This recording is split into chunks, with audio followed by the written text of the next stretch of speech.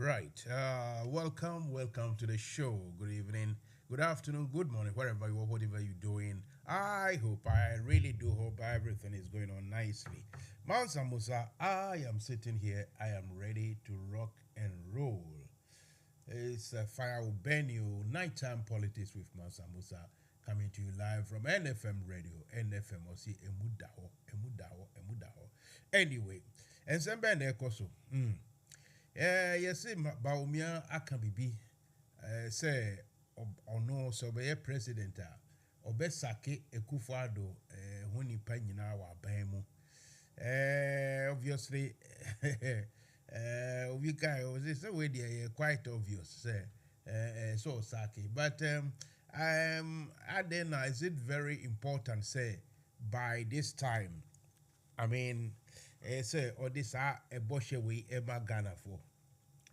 And if this is his promise, then the question is, what is wrong with Ekufuado in Crawford Iguabemu? What is wrong with it? Because after all, the past 7 years or so, we've been made to believe. I mean, people will answer you that they are also Ghanaians and they are qualified. So why not?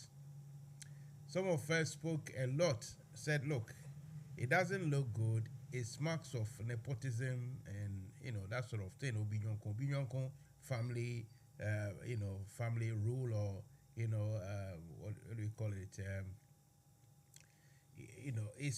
It's marks of unfairness in the whole system. You see, so we spoke. Some of us said a lot, but people will respond and tell you, "Oh, no. And some no we Kufuor and Crawford say they are all educated and they are all very qualified and they are Ghanaians, everything." Yeah, some of us knew that some are coming from a background, the academic, sort of background is a bit suspect, and that it doesn't necessarily mean say move free for a penny fear and now Kufuor and Crawford teachers so big certificate boy. So if Baumia is saying this, for me I want to ask, what has gone wrong? Why is he telling us this? I mean, is it necessary? Is it even important? Is it necessary? Is it very important? If you have anything to say, you can call me and I'll let you say it. But it's a funny thing, really, politics. Baumia, who claims he's got so much, what we call vision, and also he said he's got message. He said he has message to deliver to tell Ghanaians so that Ghanaians will allow this NPP to govern again.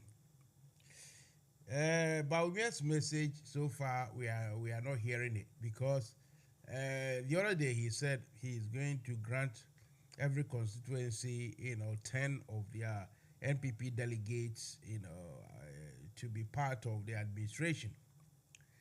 So it means bringing in more people into government, more salaries to be paid from the exchequer or from the finance ministry.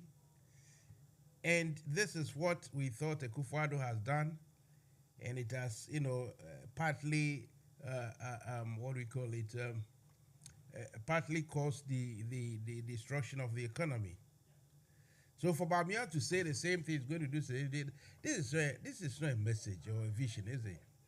The same Bamia is said to have said that he will sack Ekufuor those people from government.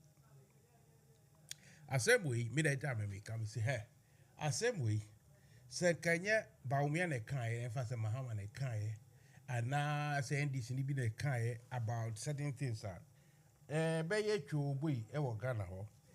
Dede adam be can say enkwasi dede abeba no enka wa won't be cranty. But here we are. Baumia has said it, so everybody is quiet. For me, I'm saying it too. If Alan Tremante should win the flag bearership, it is likely that the Ashantis, they have the knack to follow Ashanti system. You see what I mean? So the tribal sentiment will kick in. But if Bawumia should win, goodness me, some of us will be very happy indeed. Because Bawumia is so filthy. I don't know how people are going to wash him to be neat again. I don't know how Bawumia could be washed, could be cleaned up to start looking good, I mean politically. The guy has spoken and failed and fell on his sword so much. In some countries, he wouldn't even feature in this ongoing parliamentary, what do we call it, the presidential primaries. In some countries, he wouldn't even dare. Because his own party would have told him, hey, my friend, your face is not good. Your image is completely, your brand is destroyed, so stand aside. But in Ghana, most of Africa, and of course in Ghana, where the party loyalty over crowds or overshadows all sense and what do we call it and purposes. The tribal elements within us that direct us as to which path to take and what to do. Shouldn't be like that, but that's how or what it is. So if Bawumia is saying that he is going to sack Akufo-Addo's men when he becomes president, should that really be so much a happy news, a very good message, so that people will vote for him, Bawumia? Bawumia is still the vice president. And for convenience sake, he is staying there. He is not. If he really thinks, if he feels that the Akufo-Addo and his family has failed, and that he actually cannot be, included in that bracket of failure. If that's what he thinks, he should come out and chastise or deplore the sort of governance. He should come out and say, look, Ken Ofori-Atta, leave, you have failed. I told you so and so and so. I asked you, I directed you how to run the economy. You decided not to listen to me. You decided to form a cabal of your family. So just go away. But Bawumia would dare not say that because he dared not say that. The insulting part, there's insult of he thinking that when he comes out to say that he is going to sack Akufo-Addo's people, that will, that will entice, that will make Ghanaians, that will encourage Ghanaians to vote for him. You see, this is how low these people think of average Ghanaians. This is how low. Yesterday, I received this report. Now it's, I think, viral everywhere about, is it Ransford? Raymond Atuguba. Raymond Atuguba. He is a lecturer at University of Ghana. And he has, detailed out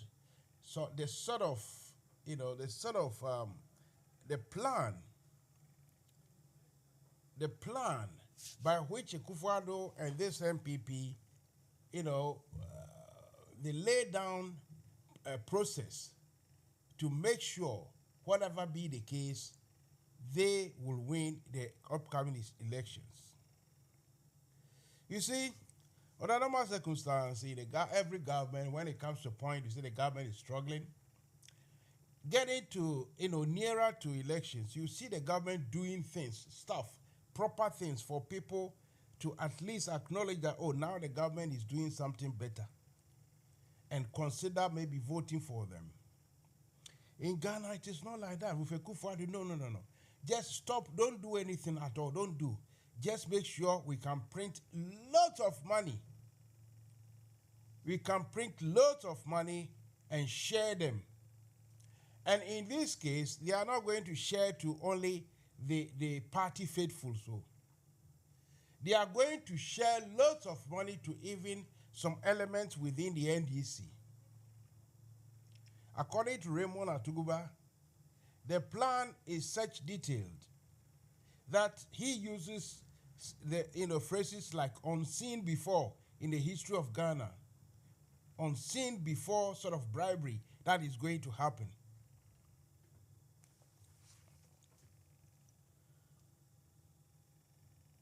Sometimes when I sit down and analyze what is happening in Ghana,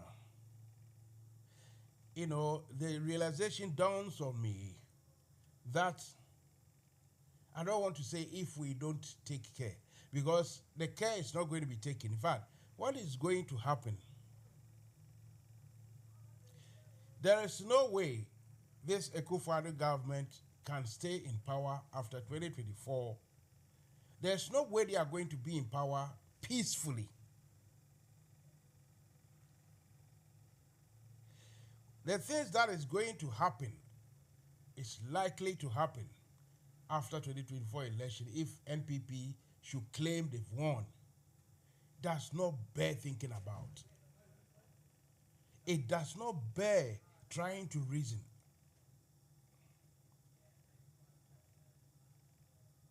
These guys have run the country down. They have used the powers bestowed onto them by Ghanaians to, enrich themselves properly. Loads of monies have been stolen. Loads and loads and loads of them. Every sector, everywhere, there's a money question, money issue to sort, to resolve. Every part, every sector. If you go here, they have not been paid properly. Their pays are not coming. If you come here, some payment to IPPs, to electricity providers, this and that, some monies are not coming in, some not paid for years, everywhere.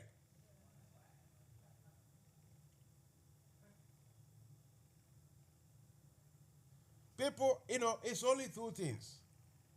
What is happening with Ghana's finances, Ghana's economy? It's only two things. Either the people are corrupt or they are abject, incompetent.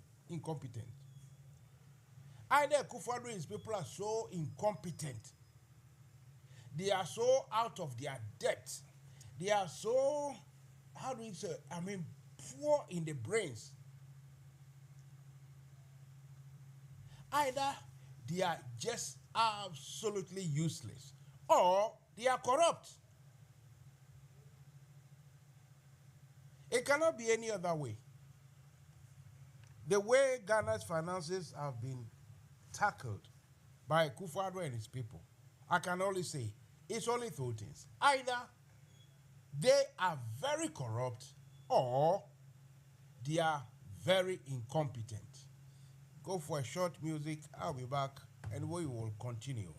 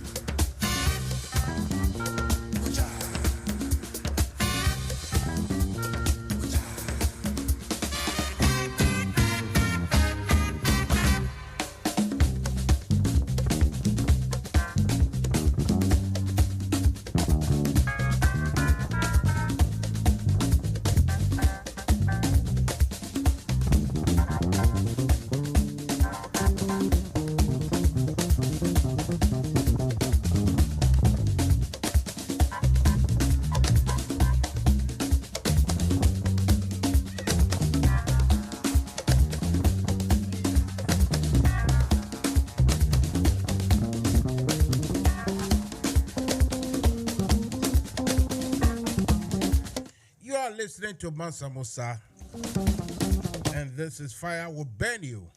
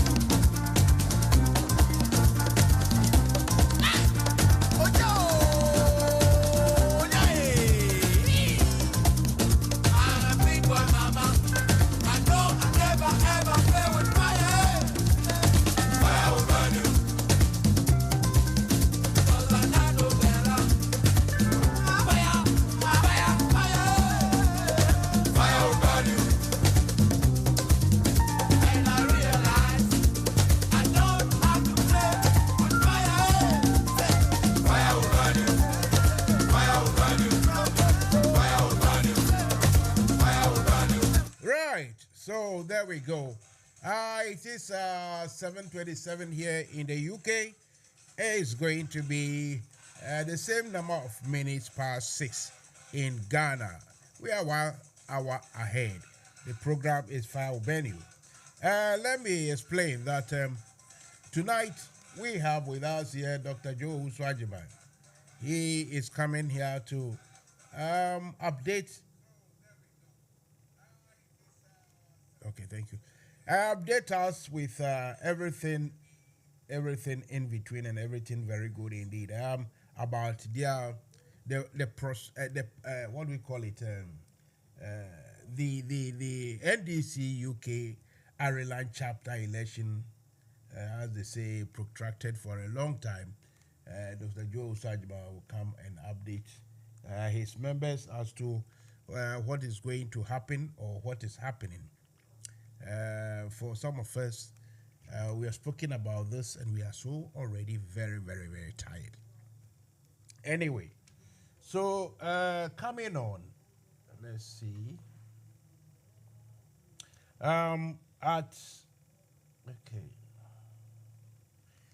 I promised, I did say that yesterday that tomorrow, Wednesday, you know, the lady who fronts the Amnesty International in Ghana, her name is Genevieve Paddington. She will come and explain to us what she makes of what's going on with regards to the anti-LGBT bill, which is now being discussed in the Parliament. So that will be tomorrow. But for tonight, I'm asking the question if Baumia says he will sack the Akufo-Addo personnel in government when he becomes president. The question is, why is he not telling Ken Ofori-Atta to go now? He can add his voice to the very majority of Ghanaians who want Ken Ofori-Atta gone.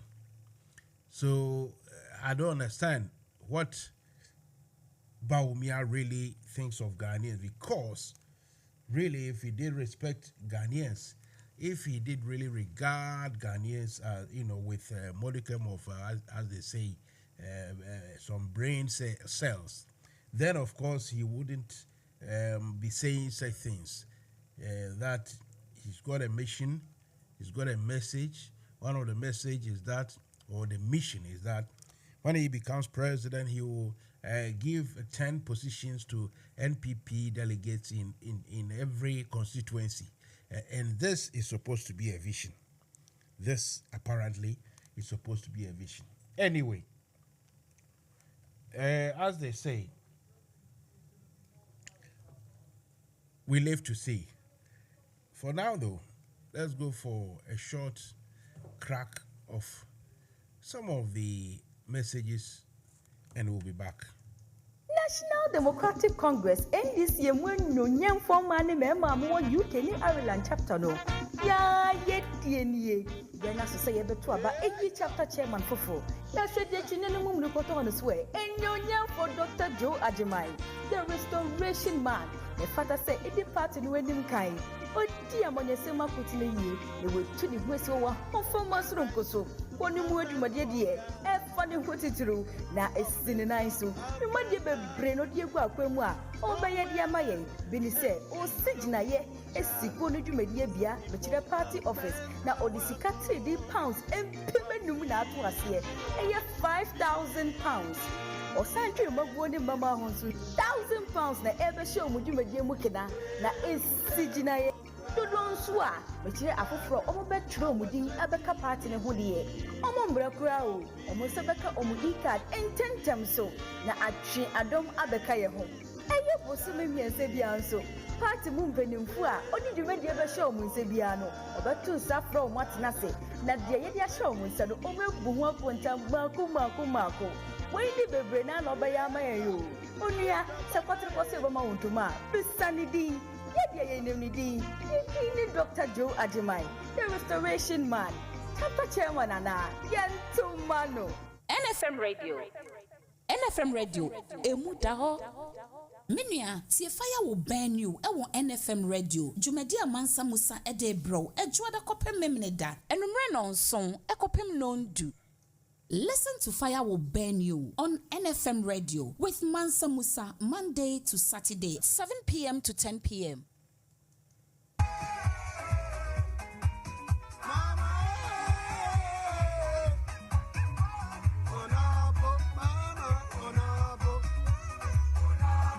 NDC Manchester UK. NDC UK Manchester. So on the 15th of July.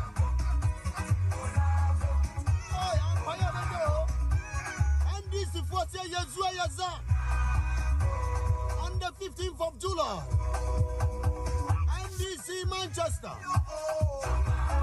5 p.m. to 9 p.m. St. Mary's of the Angels and St. Clair, Albor Street. Living show. Repacho M call a postcode near M19 3PY. NDC for a rally. Reta Manchester for NDC Victory 24. Repacho 5 p.m. to 9 p.m. Saturday 15th of July 2023.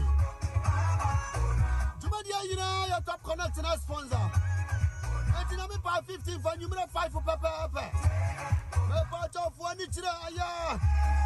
M19 3PY. St. Mary's of the Angels and St. Clair, Albor Street, Living Shoe. NDC, Ayaza. Wamusi Wamana Sosafi, and Yamuno Mushiamu.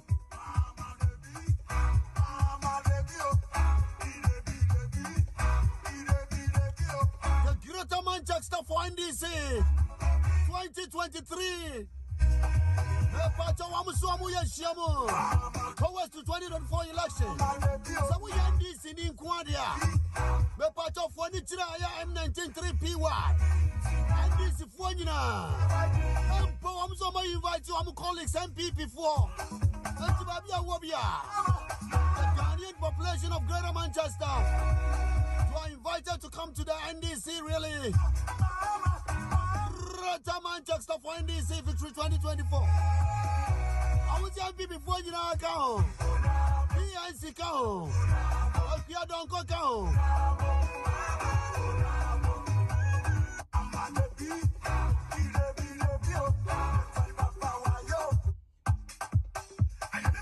Yeah, Konya catch Musa.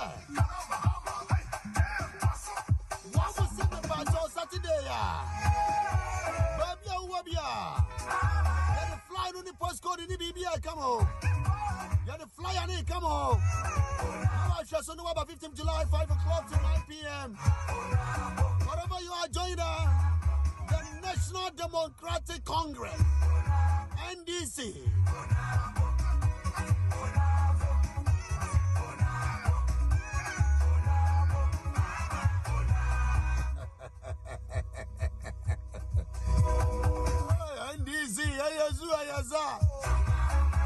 Right, me pacho me catch us NDC for some year rally.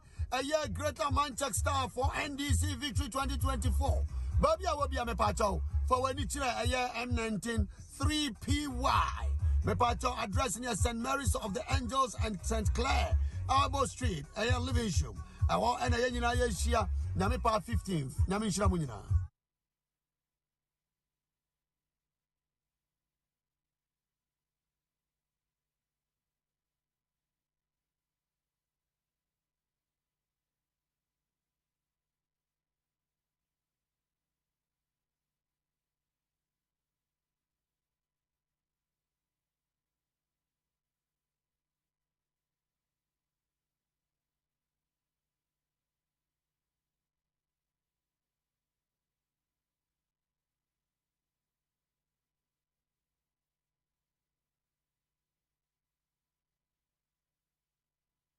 NFM Radio.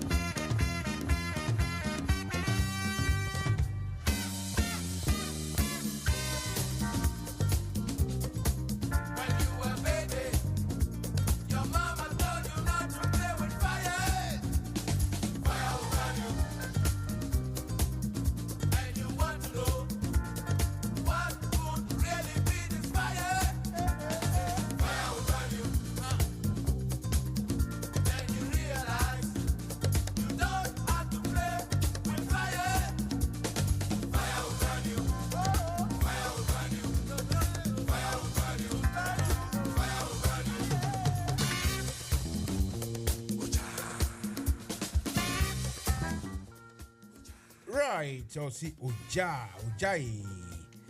You are welcome if you just tune in. I am Mansa Musa. I did a little bit of a rant, a little bit of my monologue. Now that I've got Dr. Joe Sajma here, it means we are together to do the Fire Will Burn You, the Tuesday edition, which comes in the form of a campaign hour or hours with Dr. Joe Owusu Ajibai.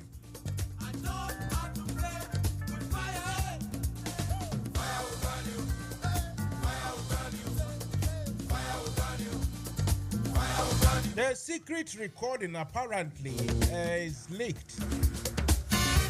Apparently, a certain police officer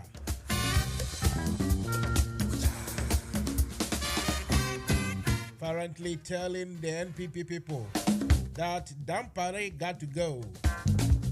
Apparently, he said that.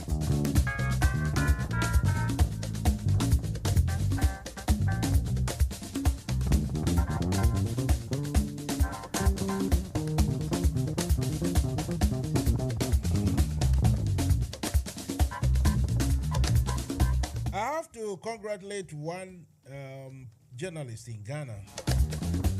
Goes by the name Bobby Ansa.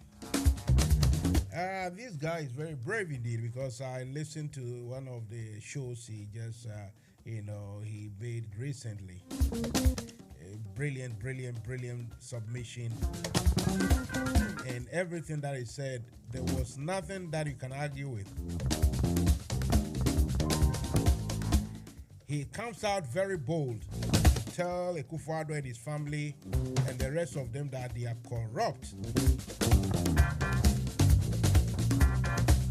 And another thing too is that he's not very shy. He's not afraid to be, damning of some apparent crooked NDC elements, what we call the enemy within.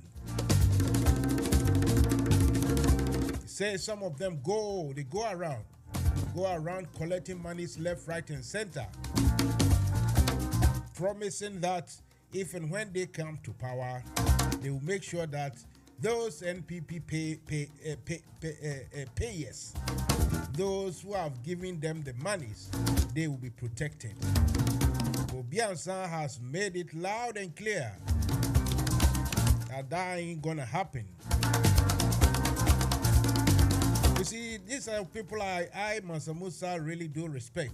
Some very selfless human beings. He, Obiansa, for instance, when NDC come to power, I'm not sure he's going to get any tangible position anywhere, but he is very, very, very loyal to the cause. Want to make sure that things are done properly. And for knowing your enemy,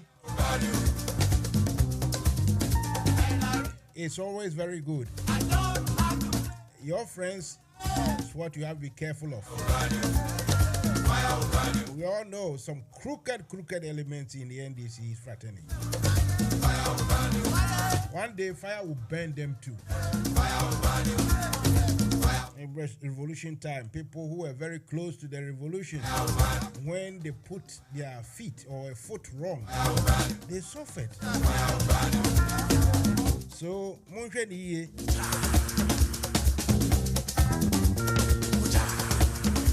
Obiansa is very, very brave. He says it with no fear at all. So welcome once again if you've just tuned in for our brand new Tuesday edition. Mansa Musa is ready to rock and roll. The first thing I'm talking about is that Baumia is going around telling everybody. Baumia can catch the microphone. Say, obey president.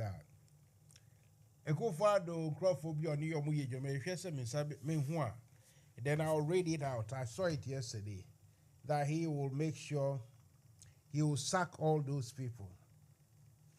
And it got me thinking that if that is the case, why don't you demonstrate that with at least telling Ken Oforiatta that in fact Ghanaians have had enough of you. Tell Ken Oforiatta that, in fact, the cause, majority, 70% of the problems we are facing in the economy is because of you. Tell Oforiatta, tell we Ghanaians that you did, give the proper advice. But Ken Oforiatta and his people refused. So Ken Oforiatta must go. If you say these things in public, then at least Ghanaians will say, oh, Ghanaians will say, yes. You see, when we give the man chance, maybe he can do something. But just to, take the opportunity to lie, to say something sweet, to make people happy, so that they will vote for you, that really is a mark of, blatant disrespect to the people you claim you respect, if you understand what I mean. If you understand my tautology. Anyway. So I am asking Baumia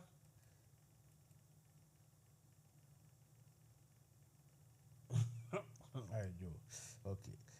I'm asking Baumia to actually come out boldly to tell Ghanaians what he wants to do. He should show example now. Because I remember, was it 2019 thereabout, when Akufo-Addo decided to constitute a group of men, I don't know, it's about 40 of them, to go and sit down to work out, to discuss, the weakness of the city at that time, before COVID. The names and everything, it was not, Baumia wasn't included. So someone who was heading the economic management team, if there was a problem and there was a group, some sort of big brains gathered to think about how to solve the problem. Surely, the head of economic management group should be included, shouldn't he?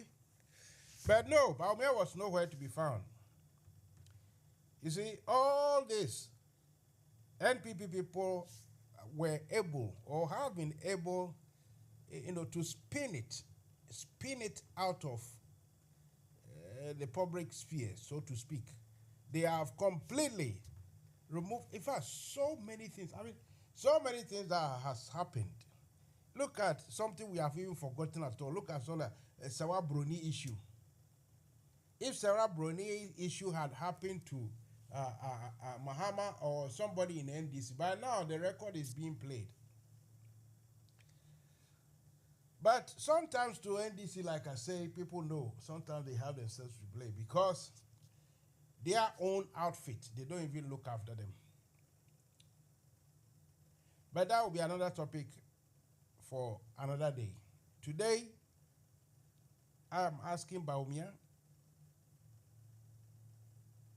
to do what he wants to do when he becomes president. He should show a side, should be brave, bold enough.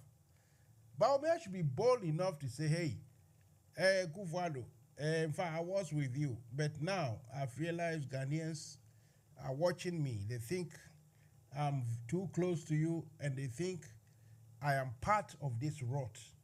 Honestly, I'm not. So I've resigned as a vice president, and I'm advising you to start sacking some of your own family and friends before I get the chance. I mean, this one, you see, I'm saying this. It's not going. It's not going to happen. It's not going to be here nor there, as they say. But you can discuss it. Nothing stops us from discussing it. So Baumia should come again. The same Baumia who says when he becomes powerful again, he is going to employ at least 10 NPP delegates in every constituency. That apparently is one of his visions. Same way, pa senye NPP ni na eka. I mean, same way, even tantamount to nepotism.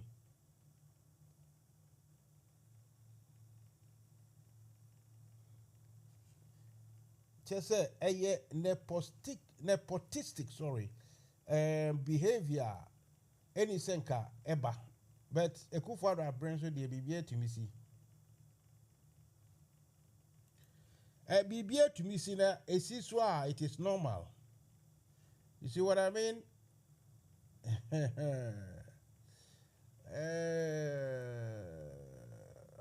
very good. Thank you too, Marty. I will sort it out. You said the sound is low. I will sort it out, don't worry. Right, so this is what we are talking about. Then there are other issues. Today we are being told that some secret recording which exposes a plot by NPP gurus, senior police officials to remove Dampari. I ain't going to devote too much time on this. I want to watch the space and wait for more to emerge. Because this Ghana the Ghana way we did now, when you hear something, you got to wait a little bit. Sometimes it is, what do we call it, double-edged sword. It's a decoy to let people think some places are soft. If you go and sit there, you see some tongues that go chop your ass. Anyway, this thing to you says some thugs in Drobo in the German South municipality of the Bono region on Tuesday, that's today, 11th, stopped a studio of Dobro-based German radio and attacked some journalists in the station, you see. When the Republic is becoming a banana one, this is what happens. According to Kwabena Santi, the morning show host of the station, The municipal chief executive, Andrews Bidiako, entered the studio unannounced to clarify some road issue being discussed on air. Kabla Santi revealed that during the program, one of the guys who had accompanied the MC was disrupting the program. So he ordered him to be removed from the studio, which obviously every studio presenter or management has the right to do. Or see, we were having our live program today, excuse me, when the MC, together with some guys, entered the studio to clarify some issues, so I obliged, but in the course of the program, one of the guys was disrupting the program, so I ordered him out. He added that one of the guys, Edinkra Kusi, in the ensuing melee, scuffle, engaged in a physical fight with Alaji Gausu, a journalist at the station, and also injured girlfriend Asa, the technician on duty. So this one is very local, I agree. But it is, a reflection of how the state has become. It's a reflection of how the state has become. And the state has become Bibi Unwarai. Somewhere, okay, other issues or other matters. We have the lawyer, the counsel for Jachikwesin apparently has summoned or sued Katie Hammond. The case is such that, Jesus Christ. I remember some people said very little, really, and they were sent. Atubiga was one of them, sent 3 days or so in prison, or I've forgotten those 2011, 2012, or 13, thereabout. He was sentenced to go to prison. So, Katie Hammond, what's he going to do? If he is actually convicted of, of contempt, prejudicial comments. But a prejudicial comment these days, I don't think it fetches any punishment anymore. You only get punished when you are, say, NDC. I know this guy is waiting for his punishment. Professor White apparently said something, and he's, I think, they are yet to sentence him. But when you are NPP, especially in this regime, you can say it and go scot-free.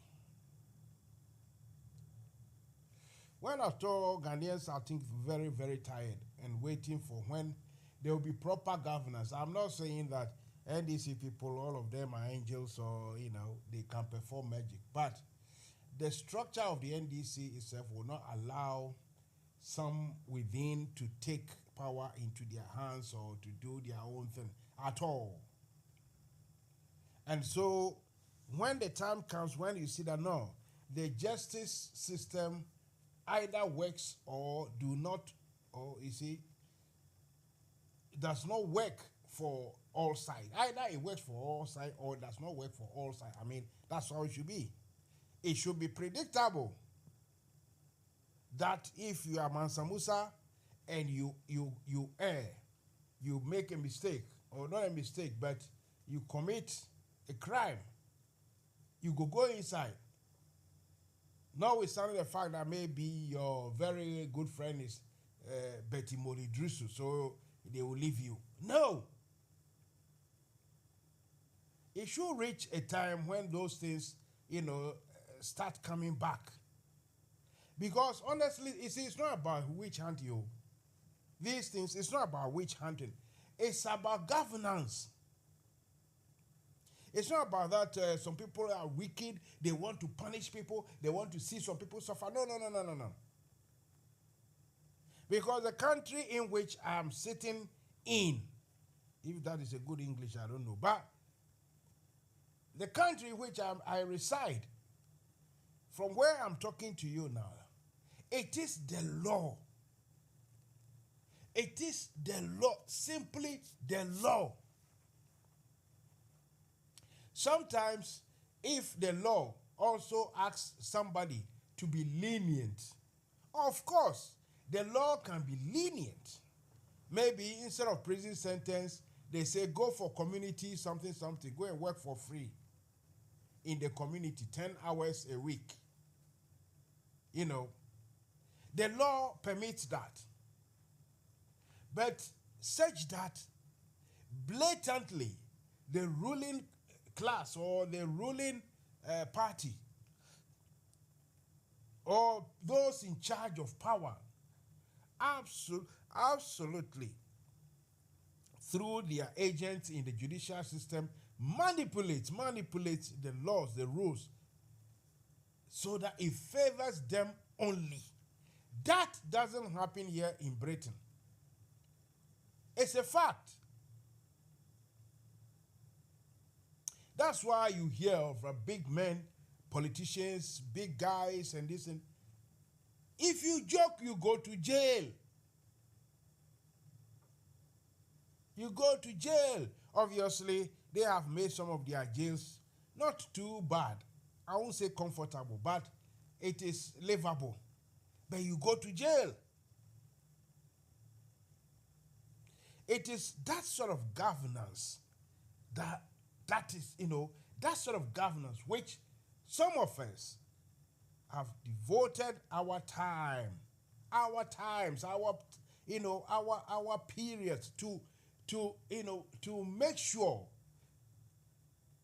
we at least learn, or to make sure our government, our people also copy this sort of governance.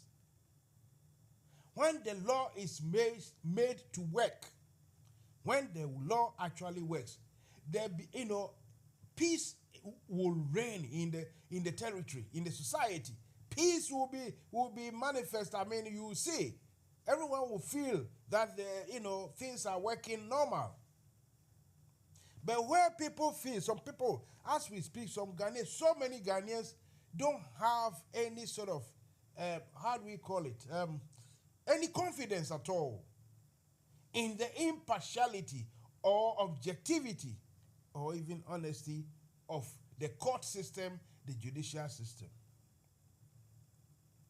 This, I'm afraid to say, is, we use this word too much, but it's a fact, a recipe for disaster. I'll be back.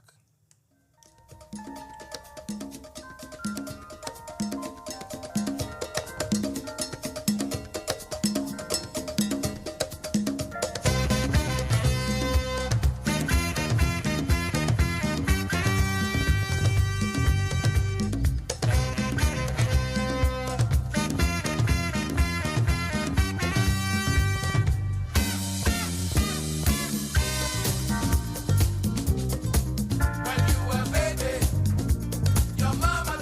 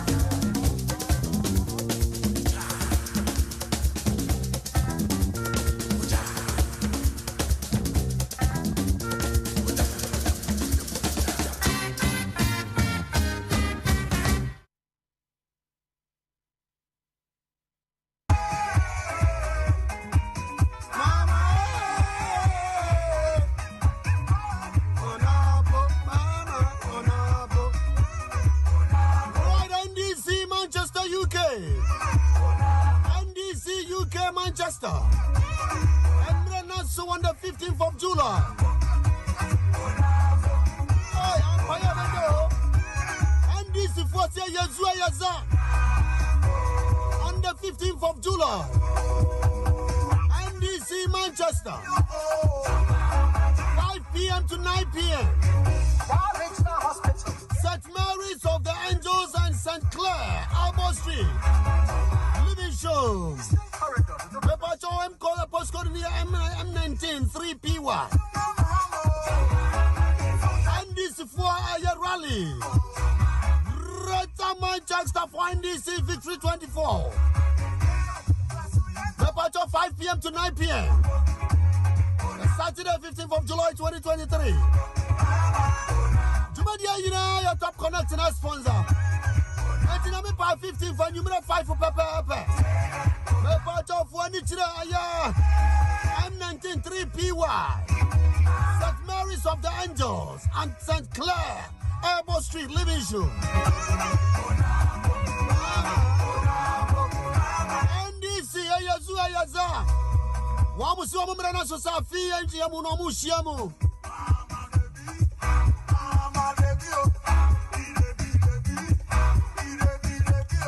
The Greater Manchester for NDC 2023. The Pacha Wamusi wa muya shiamu. Towards to 2024 election. So we NDC in Kwadia. The Pacha for Nichira M19 3PY. NDC for Nina. I'm so much invite you. I'm colleagues MP before. The Ghanaian population of Greater Manchester. You are invited to come to the NDC really. Greater Manchester for NDC Victory 2024. I was MP before you know account. PNC account. Alpia Donko account.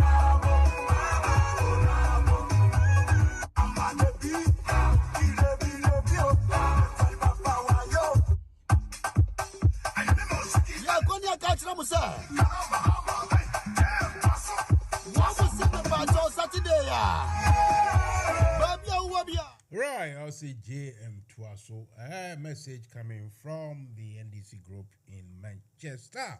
Right, so that is enough of my rant for today. Tomorrow, let me remind you, that lady, she has a very, how do I say it? It's not popular, but famous sounding name, Genevieve Paddington. Some Paddingtons have come across my life, and so yeah, I will interview that lady. She is the Amnesty International representative. She's a country director. It's a big post, for you to be, dealing or working for Amnesty as their main boss. You got to be good. See, whatever you do. Most of these people should be lawyers, So she will come and explain to us certain aspects of what is going, not only the LGBT thing, but on so many other issues that Amnesty International work on.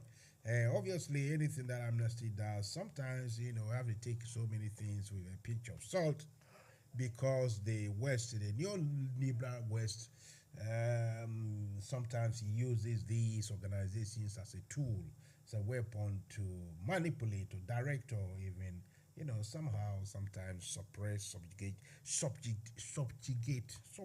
Yeah, that's the word. Yes, to subjugate others. And so sometimes you see Amnesty International seriously maybe having a big go at Putin, but what is happening in Israel, nobody talks about it, not even in big terms. It happens all the time. So obviously I will speak to that lady. I really do respect the people of, if you attain those positions, you must be respected. You must be good at what you do. Now though, after this music, then you hear Dr. Joe Usajima to start our discussion for tonight.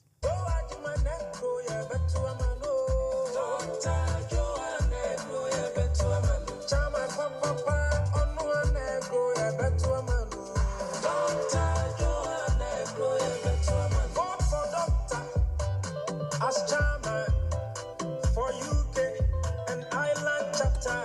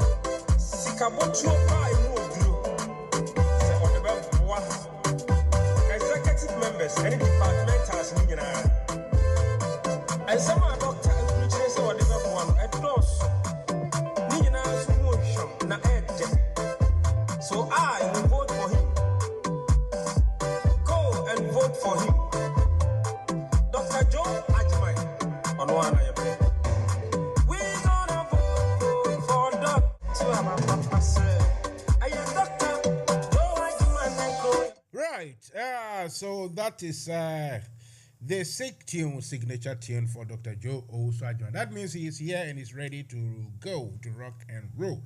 Dr. Joe Osajima, good evening. Welcome to NFM Radio. Fire over you, Mansa Musa. Good evening, Mansa Musa.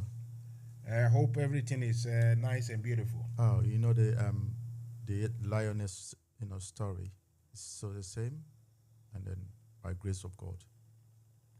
So by the grace of God, you are feeling good and as strong as a lioness. That's so very, very good to know. Since we left last Thursday, what's new? What's new in anything, in everything? UK and Ireland, nothing.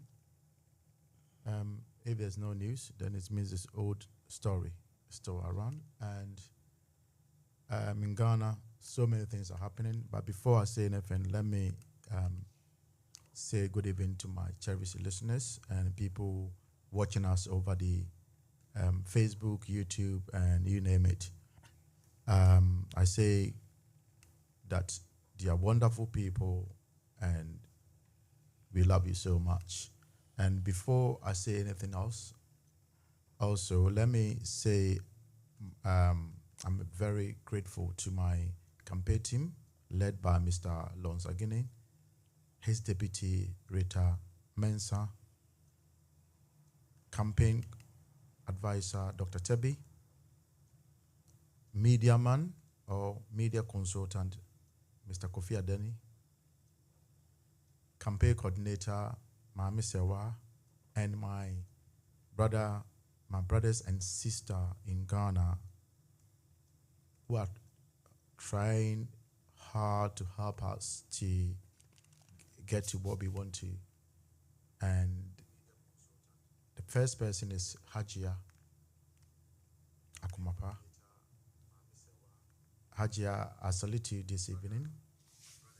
And the second one is Mr. M. Abolo. Boss, I salute you too. And last but very important person as well is Mr. Kwamina, Ato Kwamina. Yeah. So, Mansa Musa, that's what I can say for now. But Mansa Musa, whatever is coming to. Right. Okay. So Okay, thank you. Sorry about that. I was checking the sound to make sure everything is level. Right. So exactly, that is how many? 4, 5 days ago. Thursday, Saturday, Sunday, Monday, Tuesday. No news at all from your side. Yeah, so that's why I said if there's no news, it remains an old story. Okay, so we'll go on discussing what is in front of us. What is available now, or what we do know is happening in Ghana, is that there is a lot of uncertainties. A lot. I mean, everywhere, anything you read, it looks like the government has given up. There's no governance. It's all about preparation on how to win the 2024 elections, which is not a big deal. It's not bad. Every government does it. But in other jurisdictions, what they do is the government in power try to do things like, raising salaries, reducing taxes, like showing up with some abilities here and there, doing good things for people to maybe forget about the past thing. But in Ghana, it's rather some. What do you make of what is coming out from? I don't know if you heard of Raymond Atugu's what do you call it, submission he made recently about the plans he says the NPP people are laying down in order for them to win at all cost. Have you read that? Have you seen it? Yeah, you got a lot of things going around Mansa Musa. And then what do you expect from a government that's lost touch? What do you expect from somebody who hasn't got a clue? And what do you expect from someone who is synonymous to confusion? So the MPP government, at the moment, like you just said, every serious country at the moment, they will be thinking about how to reduce tax or how to do something for ordinary person to benefit. But not these people. What they are trying to do is they're telling people that they haven't got money. And then once they are saying they haven't got money, at the same time, they are sharing money to voters to go and vote for them. And we are not talking about just a small amount. We are talking about a note, the highest note of the land, 200 Ghana city note. That's what these people used. And then one chairman was saying something, and then I heard it, and he was saying that, yes, it's true, they shared the money, and his Mansa Musa, I think you just come into the radio, and I don't know if you can finish your conversation, we can continue this, because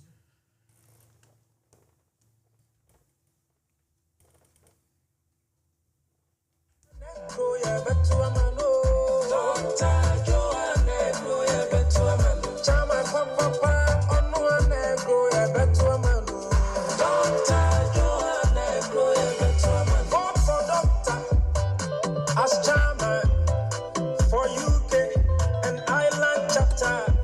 Oh, you need papa, or you need a money, who doctor, Joanne,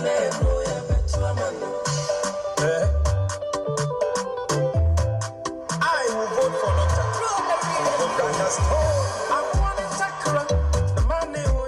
Sorry about that. We needed to check because somebody is telling me your sound is too loud. Somebody say, we can't hear it. So we needed to get things done properly. Dr. Joe Osadra checked. Sorry about that. No, it's fine. Now go ahead. Yeah, Carry on, please. Yeah, so what I was trying to say, Mansa Musa, is the money that they were sharing, not just ordinary note, like 1 CD or, 5 Ghana CD or something like that. It was the highest note of the land, 200. And they were sharing. And then in the long run, they turn around to say to Ghanaians, they haven't got money. There's no money in the country.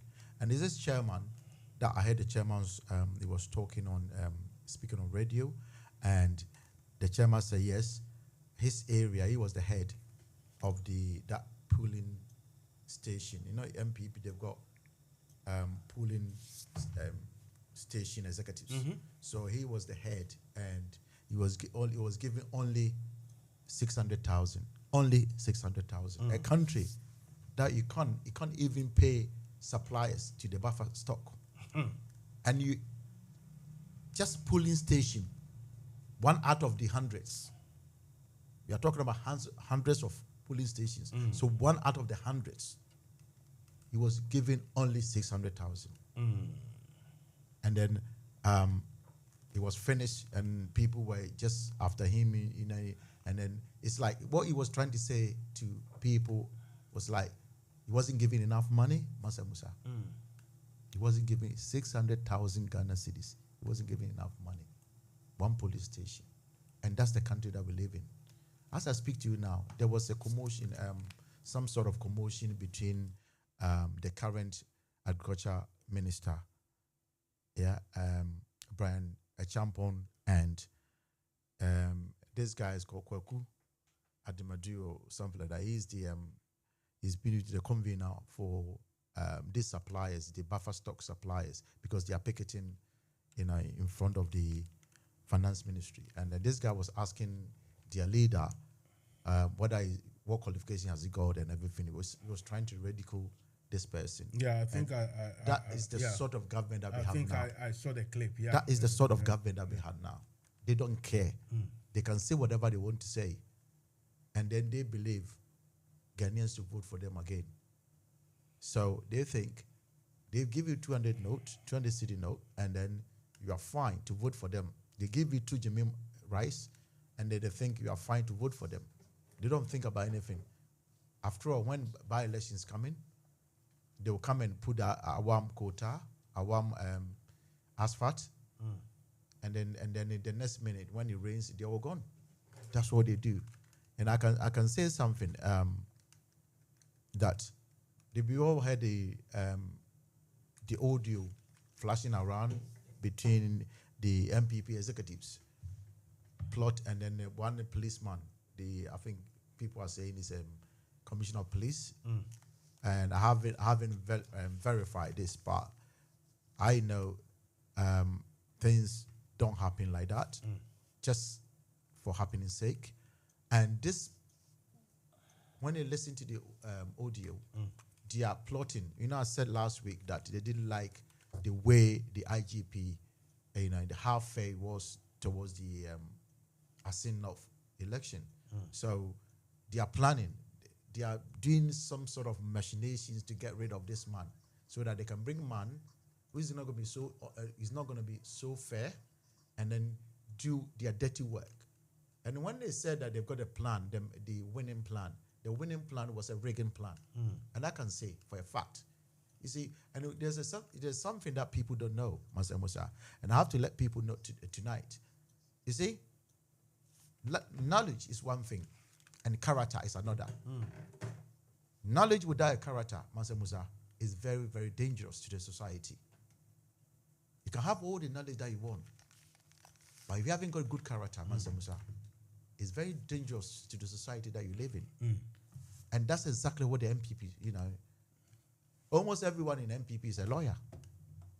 Almost everyone NFM Radio has occupied a higher whatever, and look at how they are behaving. I'm not talking about those lawyers that haven't got certificates. I'm talking about those that got certificate to show. And how they got them, nobody knows. Because I was speaking to one of my friends, and then somebody came on the line and then said, hang on. The person was using 2 phones, and the person said, hang on. Just listen to this person. It's one of them. Okay. And I said, that's bad. No, I don't want you to, because it's not easy to get you. So you just hold on. And the person was advising this lady that, just go to GIMPA or whatever, School of Law, one of the law faculties, and just go and shake your bomb. You get certificate. Mansa Musa, can you imagine? So what kind of lawyers are we producing in Ghana?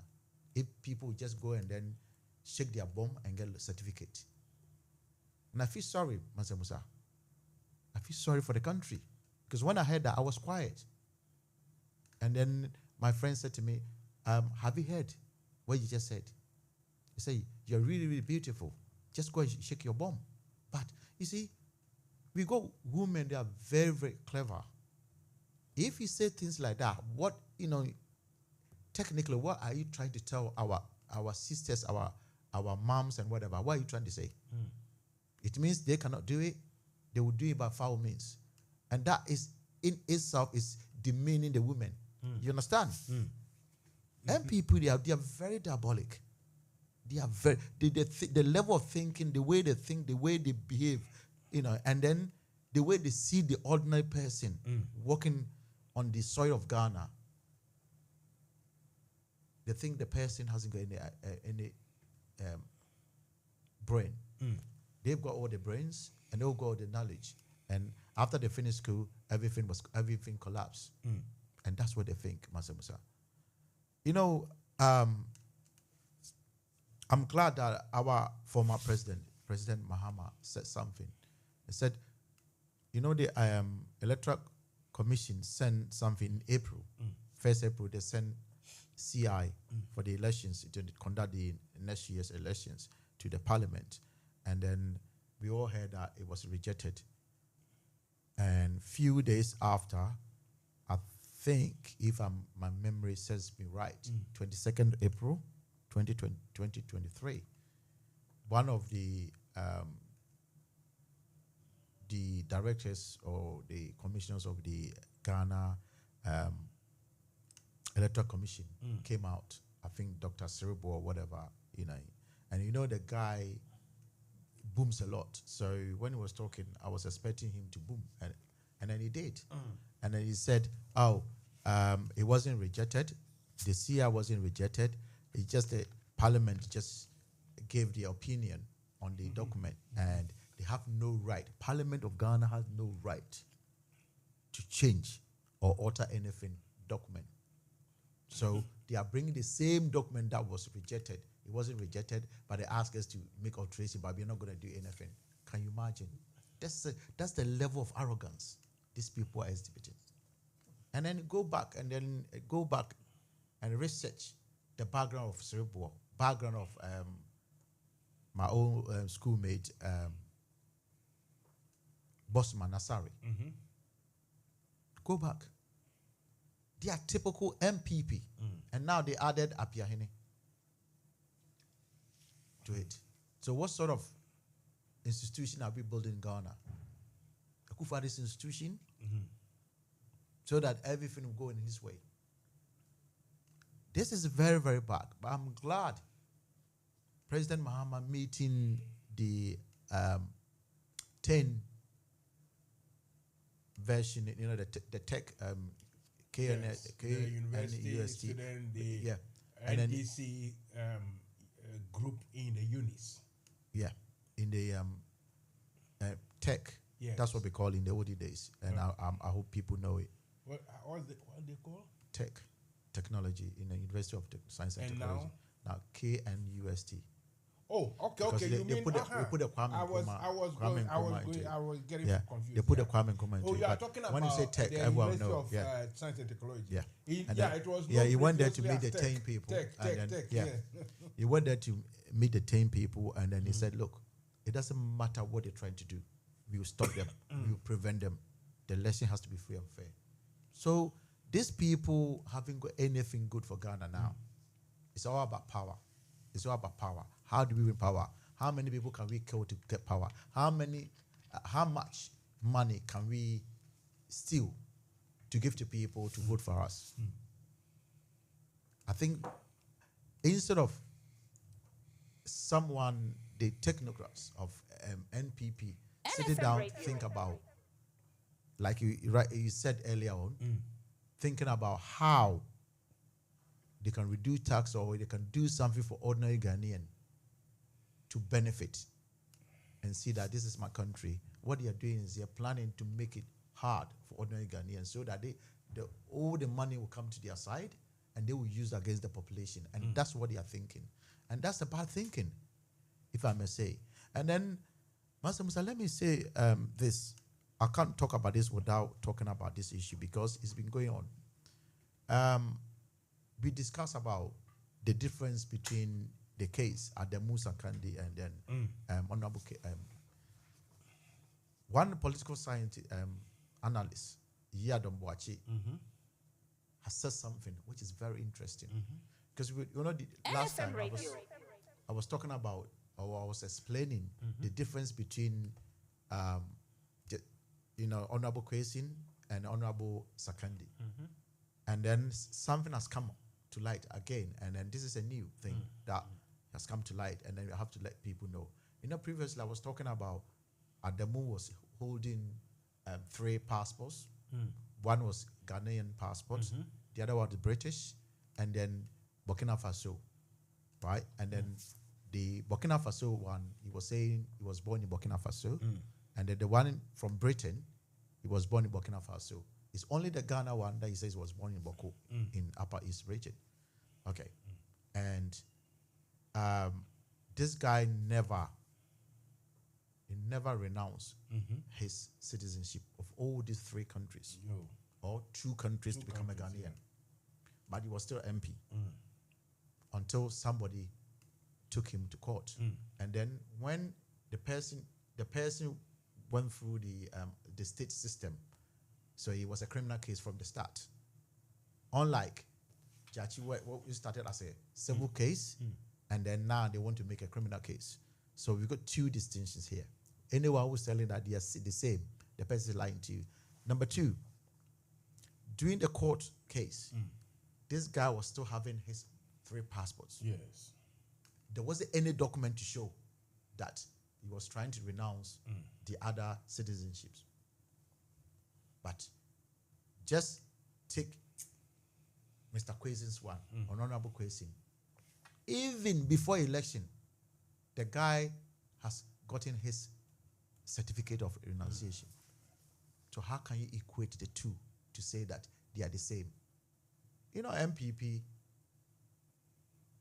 they always try to equalize things. Politics of equalization. Where they can't defend something, then they have to say something to make it, be the same.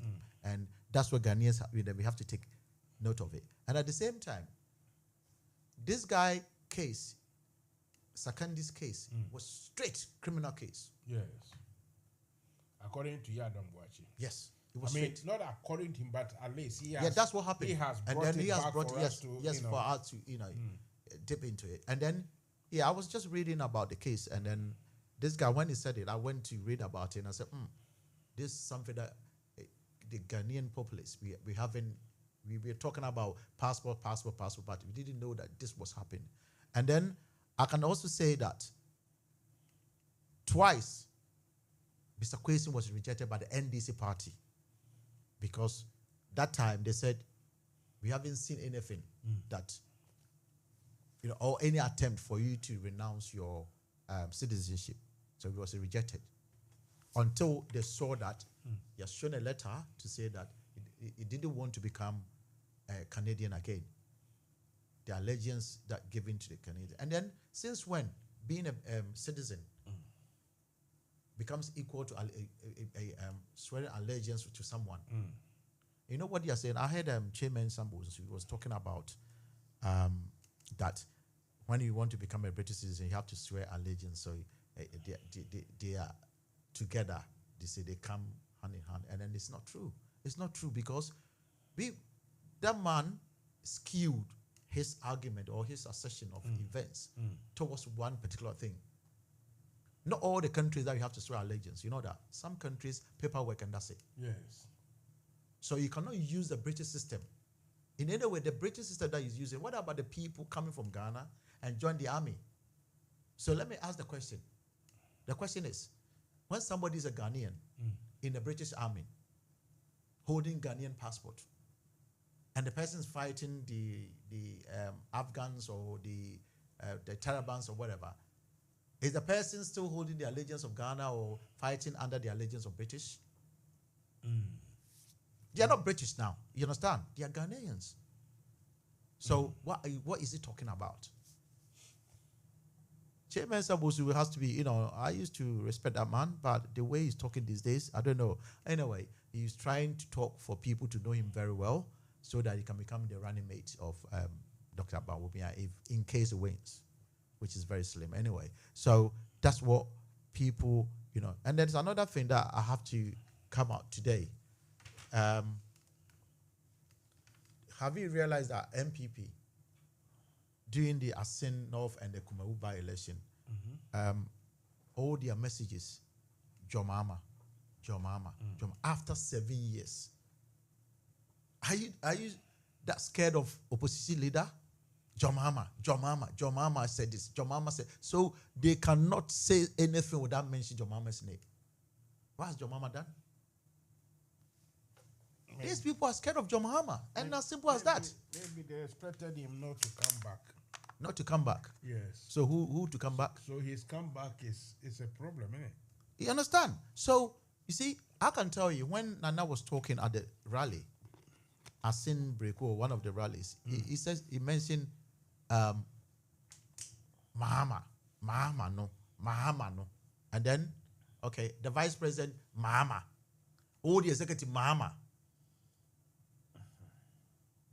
So these people cannot, they haven't got message to tell Ghanaians how they're going to change the country if they are elected. And then if you juxtapose what's happening in the UK here as well, it's the same as somebody challenging for debate. You haven't got message? The time that, ever since the election was cancelled, all the way here, that was opportunity for those people to make amends, Mansa Musa, if you understand what I mean, to make amends and do things better for people to know, it was a blip, but this time he's doing the work. Nothing is happening, Mansa Musa. And they are calling for debate to debate what? To debate what? To debate failure? Or to debate on something that hasn't happened?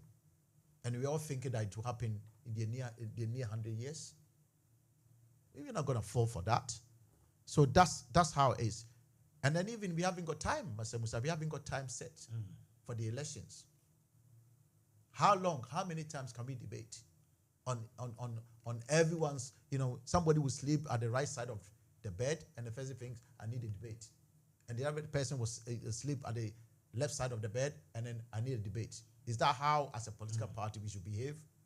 This is the time to assure our people that yes, we can see that the thing is bent, but it's not broken yet.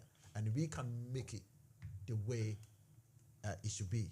We can put it back to its straight nature rather than what we see now. I think that's the reassurance and assurance that people need rather than people calling for unnecessary debate. People, these days when you call people, I'm talking about members, what they say is, the first question, when's the election coming? Even today, 5 people spoke with me. They asked me date. Mansa Musa, where's the date coming from? You understand? Yeah. And then as soon as they ask you, it cuts the conversation. And then everything that you want to tell the person, it becomes like you're trying to defend and then you're trying to say something to reassure the person that it's going to be okay. You understand? So we have to be very careful. So it's like election waiting fatigue. People are tired. It's more than tired, Mansa Musa. It's more complicated than that. So we have to be, as a talking political about people are tired and talking about this in here, the elections here. The other time, I don't know whether you heard your colleague. What was it? Is it Friday? I forgot it. Was it Friday or Saturday? I think Saturday, is it? Your colleague, Conrad, he came on the show, and he is ready to meet Mbamba one-on-one. I wanted to say, okay, you said you don't want to take part, but if Kwesi would take, and he said something like, look, I know Kwesi is also anti-Mbamba, so it won't be fair, like the two of us will gang up on him, so I'll rather go with him. That is his words. I'll go one-on-one with him. My question to you is, will you now have a change of mind? Or what change of mind? I've already told you something. One-on-one on Mbamba. No, I've already told you. it's unnecessary. Okay. Because I want to No, do it's that, and unnecessary. I'm thinking I have to at least confirm again. No. You don't confirm with me. I've told you. If you wanna confirm anything, go through my campaign manager. You don't confirm anything on the radio, and that's not how we do politics. Okay. And then our strategy is no radio station sets agenda for us. We got our plans, the way we do things, and that's exactly what we do. And then we don't want to give a room to anyone coming here or anyone coming on your radio and the person set agenda for debate. How many times do you want us to debate? Whilst we got things happening in Ghana, we want to talk about it for people, because we see at the end of the day, whatever we are doing, we want to win power 2024. Not what we are doing, not the dancing that we are doing. You know, we don't want the media to bathe in the water that we think that can jeopardize even the little peace or unity that we have. We don't want to do that. What our members need now is assurance, proper assurance that things are going to be okay. Not fake debate. And if I may use my word, if I'm allowed to use my word, because some people don't understand, they don't want to use dictionaries, they don't want to go to Google and find some words. And when they say that, they have their own interpretations, and then it's wrong. So Mansa Musa, as a party, we got to be very, very serious. The things that we do, we have to be very serious. So it's loud and clear enough. You guys, yes, we have to be very serious. Okay. And then, if it's going to be any debate, it has to be debate on when is going to be the election date, and that is not with the current chairman, not with other aspirants. It's going to be with proper meeting where everyone can ask questions, and I'm talking about people from CIC and Accra. That one will be your internal. No, that's what I'm trying to say, Mansa Musa. What we are doing is internal. Yeah. Since when this become external, Mansa Musa? Yeah, but you will not. Of course, it's your choice not to participate in. No, I'm not. I don't do that. Yeah, I don't do that. How many times have you asked for debate? No, what I'm saying is, it's clear that you are not interested. That's exactly. fine. And then I want this debate to be settled today. I don't want to be told that there's going to be debate. I don't want to know. All what I would like to know when I come here, I would like to tell the people what I'm for and what my country Ghana, what we can do to help my party, my dear party, NDC, to win power, plus our presidential candidate to become a president, to change things in Ghana, rather than unnecessary things that we follow. Sometimes we follow things that it will help us as people. And that's why I say it. Everyone can jump on the bank wagon, and then the person start doing whatever they want to do. And that's not what politics is about. We have to be serious as politicians. NFM Radio. And then that's what, I stand for anyway. But like I said to you, Nana is pushing. And then you were talking about the contempt case against Katie Hammond, because it's in the court at the moment. I don't want to talk too much, but what I read this evening, the chiefs from Asin North, they are saying that, look, if they've seen that President Akufo-Addo is influencing the prosecution, he's pushing for Honorable Kwesi to be prosecuted. He can go ahead and jail him, and they will show him the consequence during the election 2024. And they said it. They said it black and white, and it's loud and clear, crystal clear. So, if I can get the chief's name, Nana Kweku Ewa Jutua or whatever, and then it's one of the Asin Breku, I think it's one of the chiefs there, and then he said, look, now we know where to vote. It doesn't matter how much money you send over. We made up our mind to vote for who we want to lead us. And that's what I'm asking the people in UK to do things like that. Not somebody who talks too much, not somebody who talks too loud, not somebody who can come here and bluff. or not somebody who can actually do the work. Because politics is hard work. It's not the work that you do and then you leave it and for others to go and do. It's a continuous thing.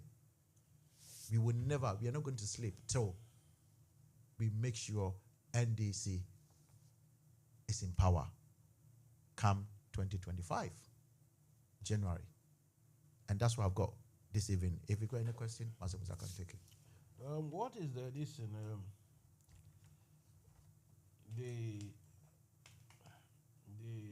what do we call it? I've forgotten it. But okay, if I remember, I will ask you. But what do you make of the police leak? Apparently, some leaks has come out about some plot to dislodge the police boss, the police chief. Have you heard that one? Yeah, I said it, Mansa Musa. Oh, you've already spoken about that. My mind is far away. That means you were not listening to me. But anyway, you were doing something. Listeners are listening, so you were doing so something. if we've spoken about it, I've already said that because that was my, in fact, second question. I didn't know you have added that one or two.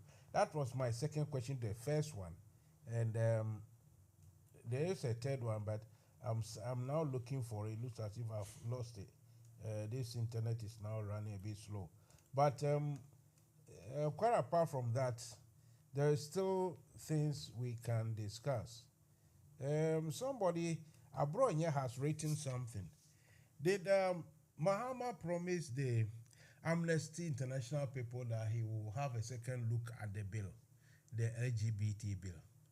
He never said anything like that. Yeah, this abroad here. So okay, if you want to say something, it must come from somebody who's credible. It's the same Abronya who said the government has paid President Mahama this mama, and then for this gentleman, our former president, to bring and then show his bank accounts, but even the details. I said, this is where I save, this is where I save, and he's the first president in Africa to do that. What more? What else? MPP guys, they want from President John Mahama. What else do they want? They said this guy's bought hotels in Dubai. They've got all these, the police, they've got the army, they've got everything up to now. Have you even seen a picture of that hotel? Have you seen the picture? They've got all the investigation of institutions to investigate this president. You cannot keep on talking, saying something ill about a former president who is as clean as John Mahama. I don't think that Akufo-Addo can be even as clean 100th or 1,000%. You understand? The way President 100th or 1,000th, I don't think. This president sharing money in Mayeye bag, Ghana must go back. Have you ever heard in our history a government or a president that has asked Bank of Ghana to print more money without contacting the Parliament of Ghana? If you know in history, tell me, prove me wrong. Right. And this is the first in history. They keep making records. Now it's the Guinness Book of Record. Have you ever seen in Ghana anyone holding Mayeye bag sharing money? Well, now sharing money. Mayeye bag, big bag. And then a whole chairman of that party has come to say they only gave me 600,000 per. Let me use the per to qualify the English so that everyone can understand. Do you understand? And this is not, if this is not serious, what else is serious? Yes, we heard that people give money, everything, but they hide it, Mansa Musa. Yes. But this is, a house, a whole house. You know what? They rented a house, they put the money there. When you come to vote, they'll ask you. As soon as they see you that you are coming to be on the queue, they'll ask you. They take you there, they give you 200. And they come back to join. And they tell you who to vote for, Mansa Musa. Is that the democracy that we want? Even the democracy that our former president Rawlings brought, then I feel sorry for Ghanaians. And I'm sure the spirit of Rawlings is watching and crying. The spirit of Kwame Nkrumah is watching and crying loud. Because these people who call themselves, they are democratic. They are lawyers. Lawyers that they think that something that suits them makes them lawyers. Something that is against them, the answer is no. Is that what democracy is about?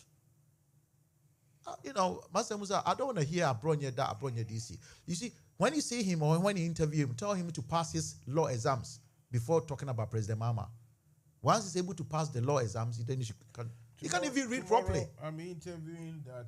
He can't even read properly. Amnesty International woman. So I will ask her if what has been put across is true. That woman wants pay rise. That's all. That's why he's talking like that. He wants pay rise. Pay rise. From what? From where? You don't know what the wind up blowing? This people. Let me tell you something. These rainbow people, yeah. Oh. If you talk on their behalf. To be honest. Not to be honest. Look. I've read it. I can send it to you. Don't come here and say to be honest, Mansa Musa.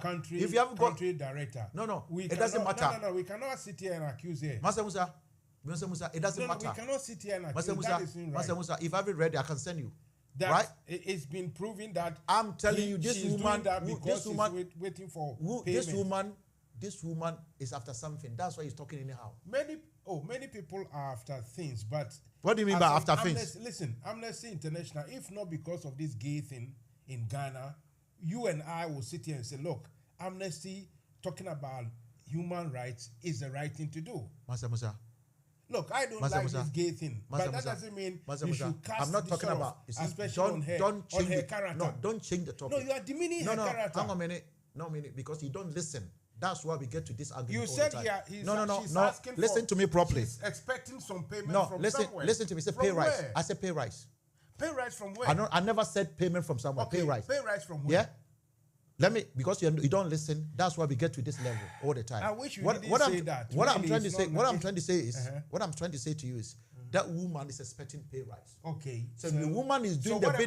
Mansa Musa, listen to me. If you don't listen, let's cut this conversation. So whatever she says is wrong. I'm not here to do this with you because you don't listen. Let's forget about that. Yes, you don't listen, and you think whatever is in your head is the Nyasabuakwa for everyone. I've told you, I'm going to show you the link. You can read it yourself, but you are still arguing. Joe, the woman is not even here. You I don't care who the woman is. And you want me to what do you accept mean? it? What do you mean, Mansa Musa? She's not even a politician. Mansa Musa, what do you mean? Is she a politician? Mansa Musa, it does. So are you saying that you have to be a politician before you can ask for pay rise? What are you talking about? Pay rise from where?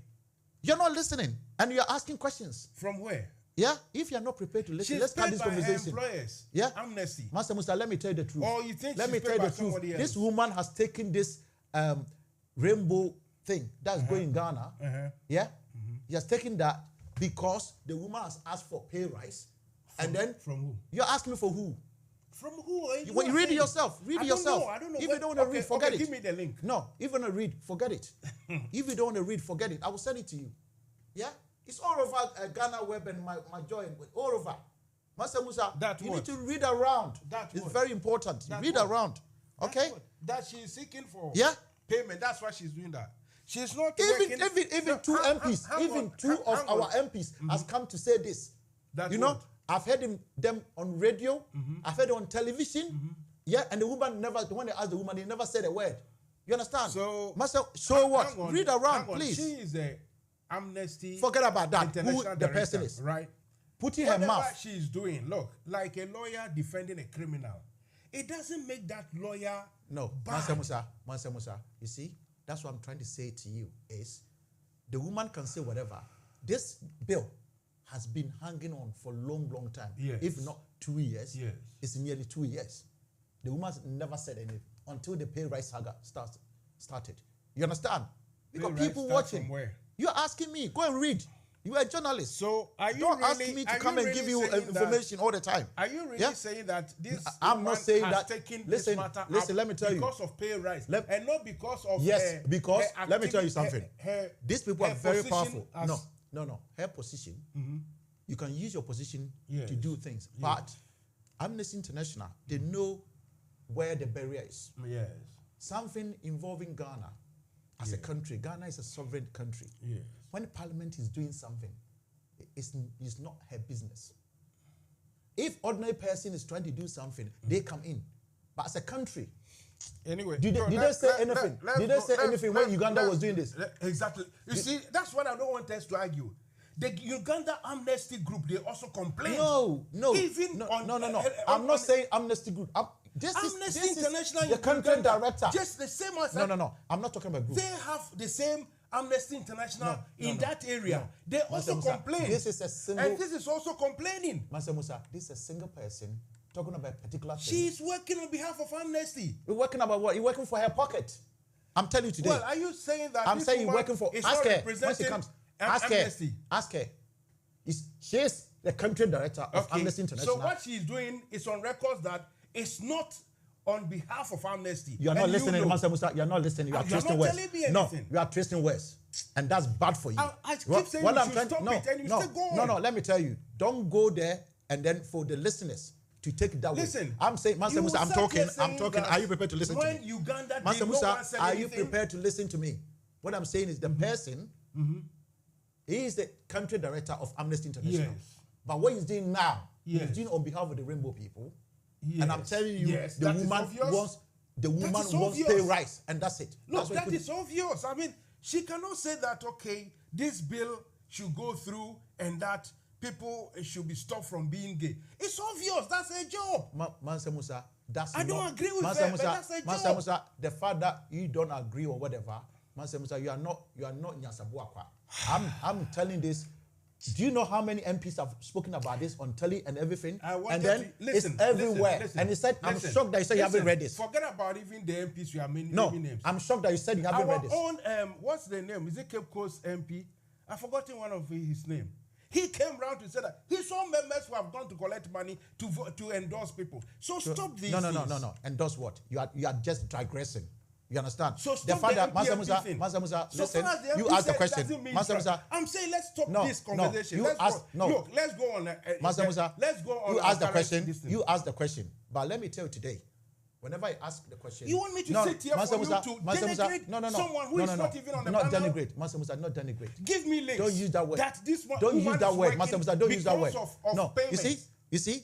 Give me the Mansa links, Musa, I'll read it out. The fact that you haven't read it, go and read it. I'm not going to give you anything. I'm not going to give you. Go and read it. It's over the net. Go and read it. Go and read it.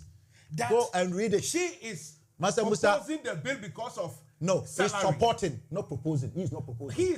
How can he propose? How can she propose? Listen, she's opposing the bill because of payment. Is that what you're saying? It's pay rise. Because of pay rise. Yes, that's she's what I said. opposing the bill because of pay rise. I've said it. So if not because of pay rise, she would have kept quiet. Musa, I don't know. Don't ask me that question. Anyway. But let me tell you, people who do things. There was one professor that came, and the professor was opposing. In the end, we saw that they've taken money. They're giving them money. We are not stupid, Mansa Musa. Ghanaians are not stupid. You understand?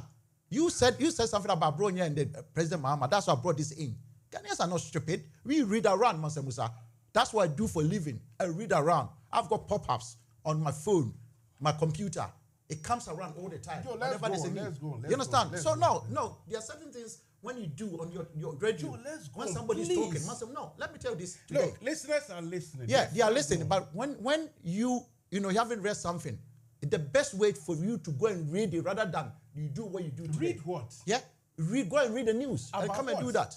Mansa Musa, Genevieve Paddington is opposing the bill because of salary increment. Yes, that's what I've said. Okay, fair enough. Go and read it. Let's move. Okay, all right, you've said it. If you don't find anything, come back to me. I'm not going to give you a link. And that's official. You're asking me. That is official. I've said something. You're asking me. Amnesty International. You're asking me. Go and read it.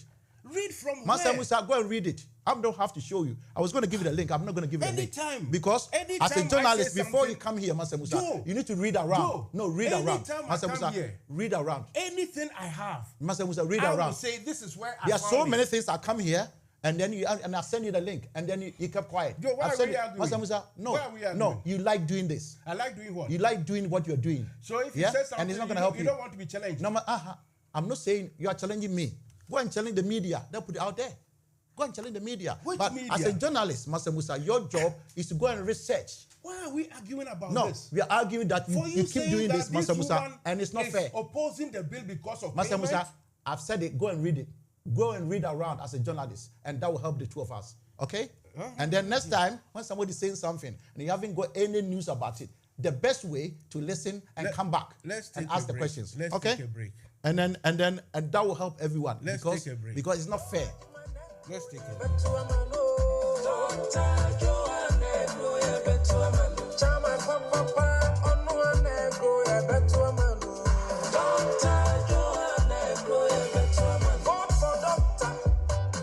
As chairman for UK and Ireland chapter, oh yeah, ni papa, oh yeah, on my new doctor, Joanne, oh yeah, betuamano. I will vote for Doctor. Uganda stone. I'm wanting Takra, the money who yeah fair. And Takra body so dear young boy. Yatua baby I'm a koya, baby a betua papa. Dr. Joe Ajimai, eh you know I'm wanting Takra, the money who yeah fair. Takra body so dear young boy. Yatua baby I'm a young so baby a betua papa. Dr. Joe Ajimai, oh no Dr. George Massey, I know the opposite. NDC Kwa, you can the island, the beginning of diaspora. I am Krabashati, Montumano, Dr. Joanne, but the Campo Moba, I'm a mebu. The Campo Moba is a papa, but the Campo Moba, my medina. Yeah, ready.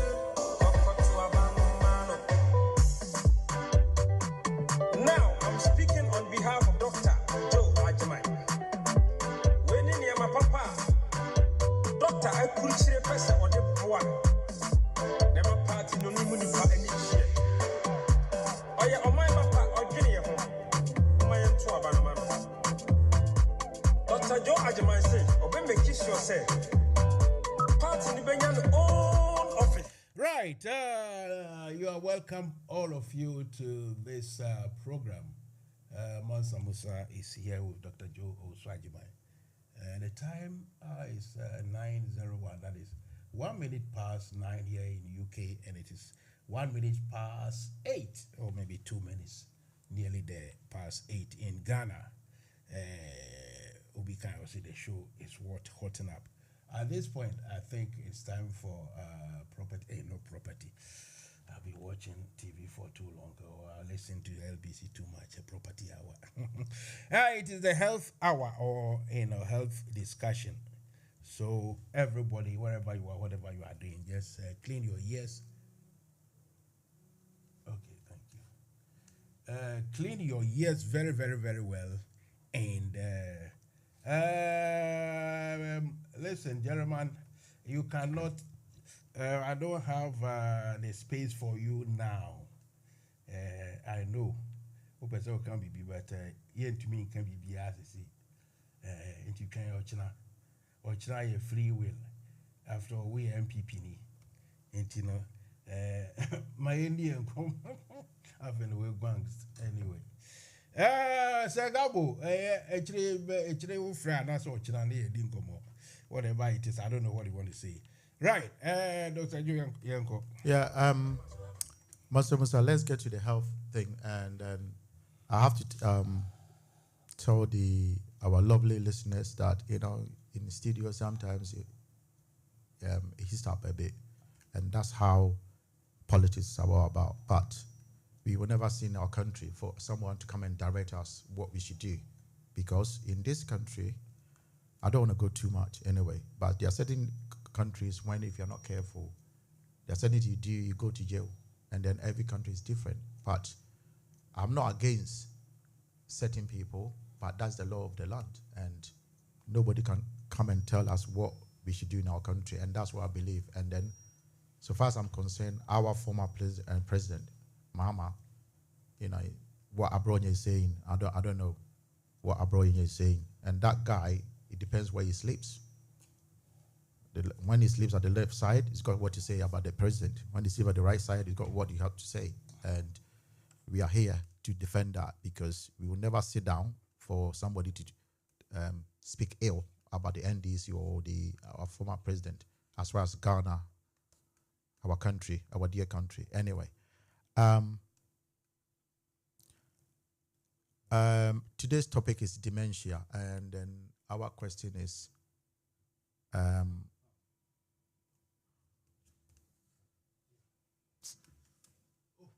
yeah.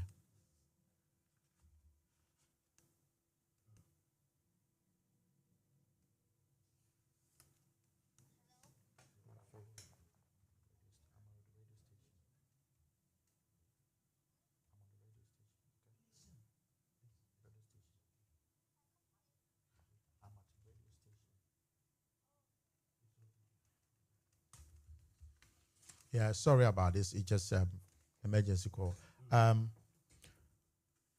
Dementia. First of all, we ask ourselves, what is dementia? And in general terms, it's a loss of memory, language, problem solving.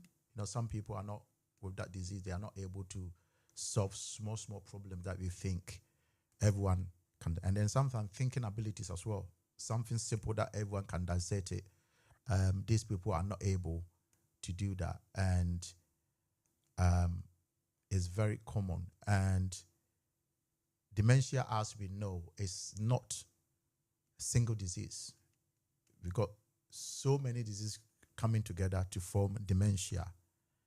And somebody will say, when you say, example is when you say heart disease or heart problems. We got heart people with stroke. We got people with different. You got angina. So many things the same way.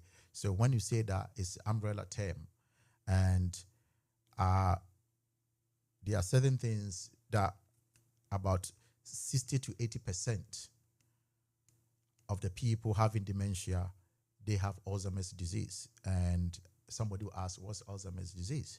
And Alzheimer's disease is a brain disorder that slowly destroys memory and thinking skills.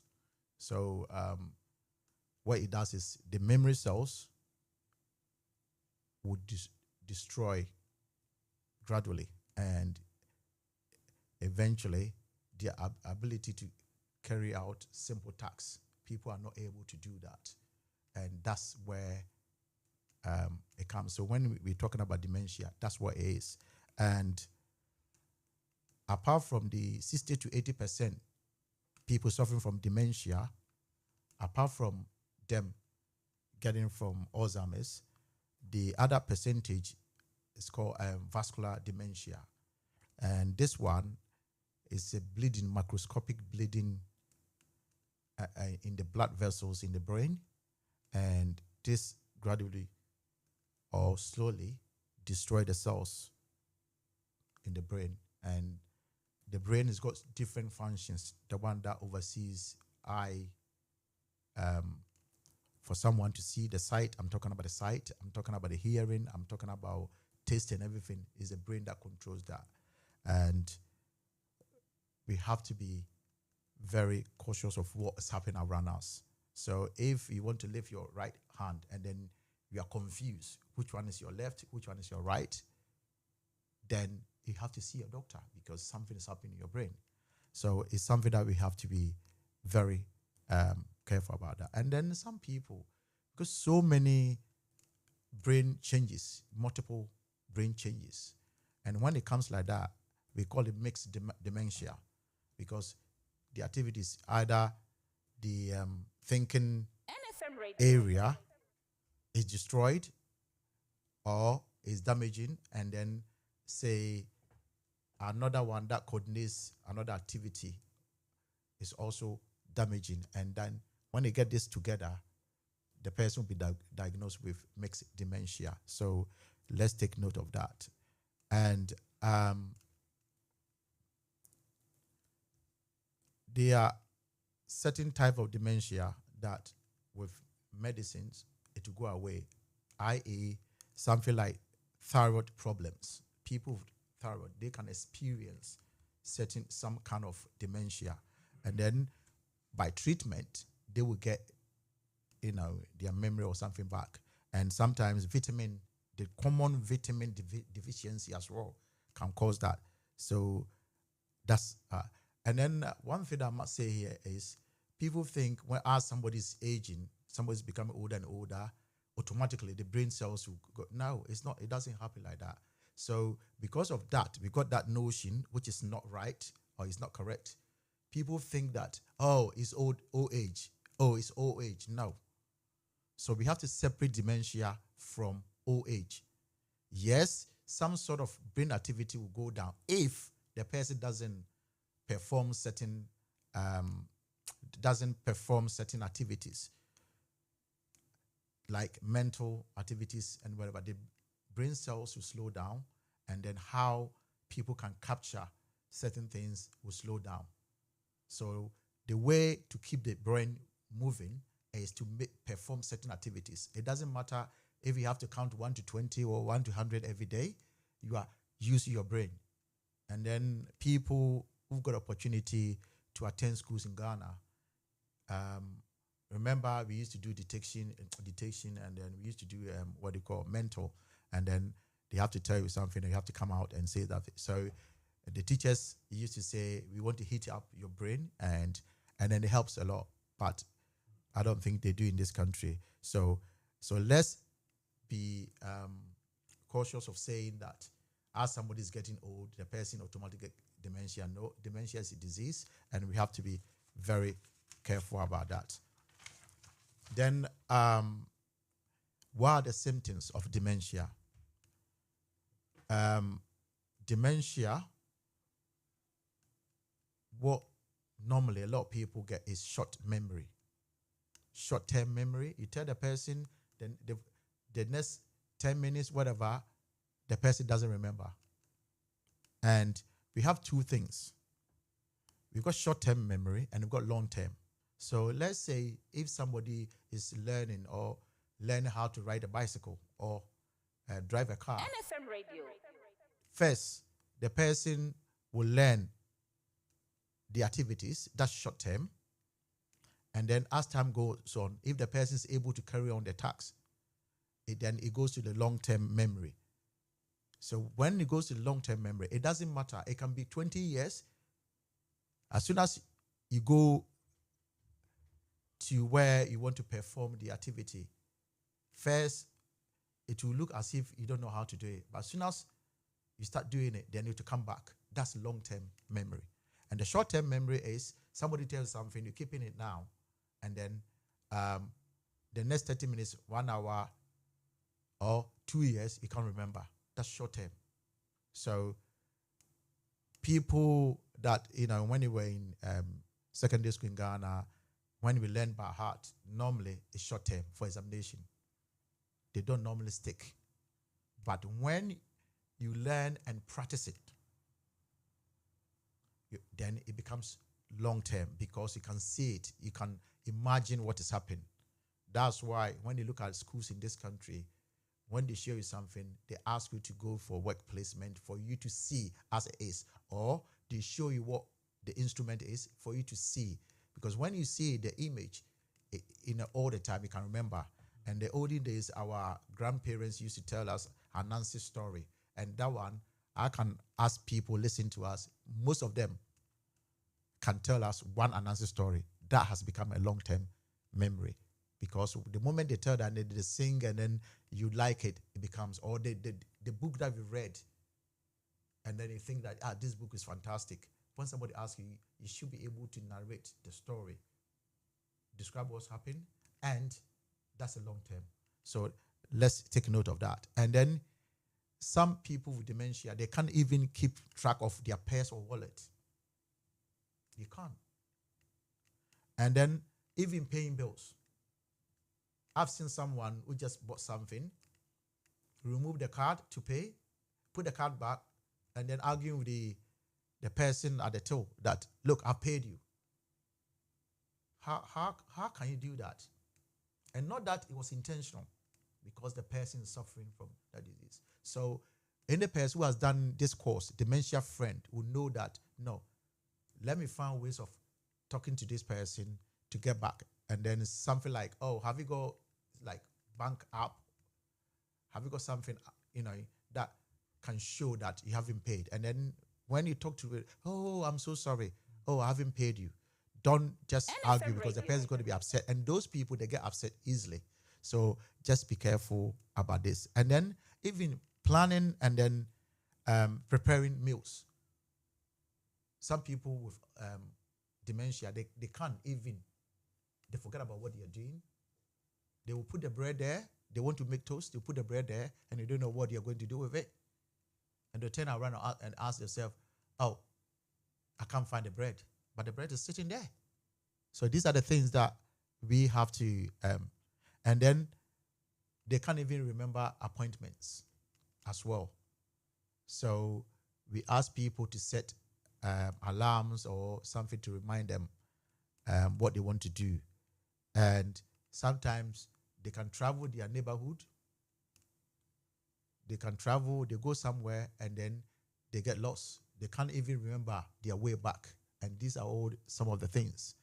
And somebody was telling me something about one professor. He said the professor will park the car somewhere, and because he's so good in mathematics, the person can't remember. How do we know that the person was suffering from dementia? These are the some of the things. But we cherish certain things. Oh, he's a good professor. Oh, hey, you put a pen there. He was asking for the pen because he got so many things in his brain. No. Or her brain. No, it's not like that. Here, they will assess you and find out what you are suffering from. After all, because so many people who are prominent in the society that suffer from this kind of disease. So let's be careful about that. And the one thing is,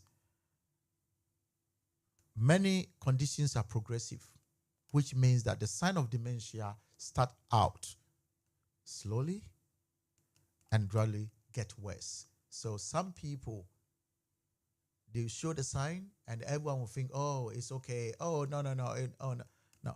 And then when they don't get help, it becomes worse. So let's be very careful. When you see somebody like that, don't just ignore such a person. Try to talk to the person to get help from doctors, and that will help. And then let's get to the causes of dementia. Dementia is caused by damage to the brain cells, like I've already said. And the damage interferes with the ability of the brain cells to communicate with each other. Because what they do is the brain cells communicate with each other. And I said the other day that we use our ears just to listen, but the eardrum doesn't hear. It cannot do the interpretation. It can just listen something, and then the brain will do the interpretation and tell you what is happening. So if somebody is deaf or dumb and the person cannot hear, or the drum is not able to vibrate for the brain to do the interpretation, it means the person cannot hear anything. You have to use signs. So, and then the eye can look at something, but the eye cannot see. It's the brain that sees. So if the brain functioning, because of the damage, the cells or the electrical electrical impulses are not working properly for it to connect each other, then it means the brain is not going to function the way that it should be.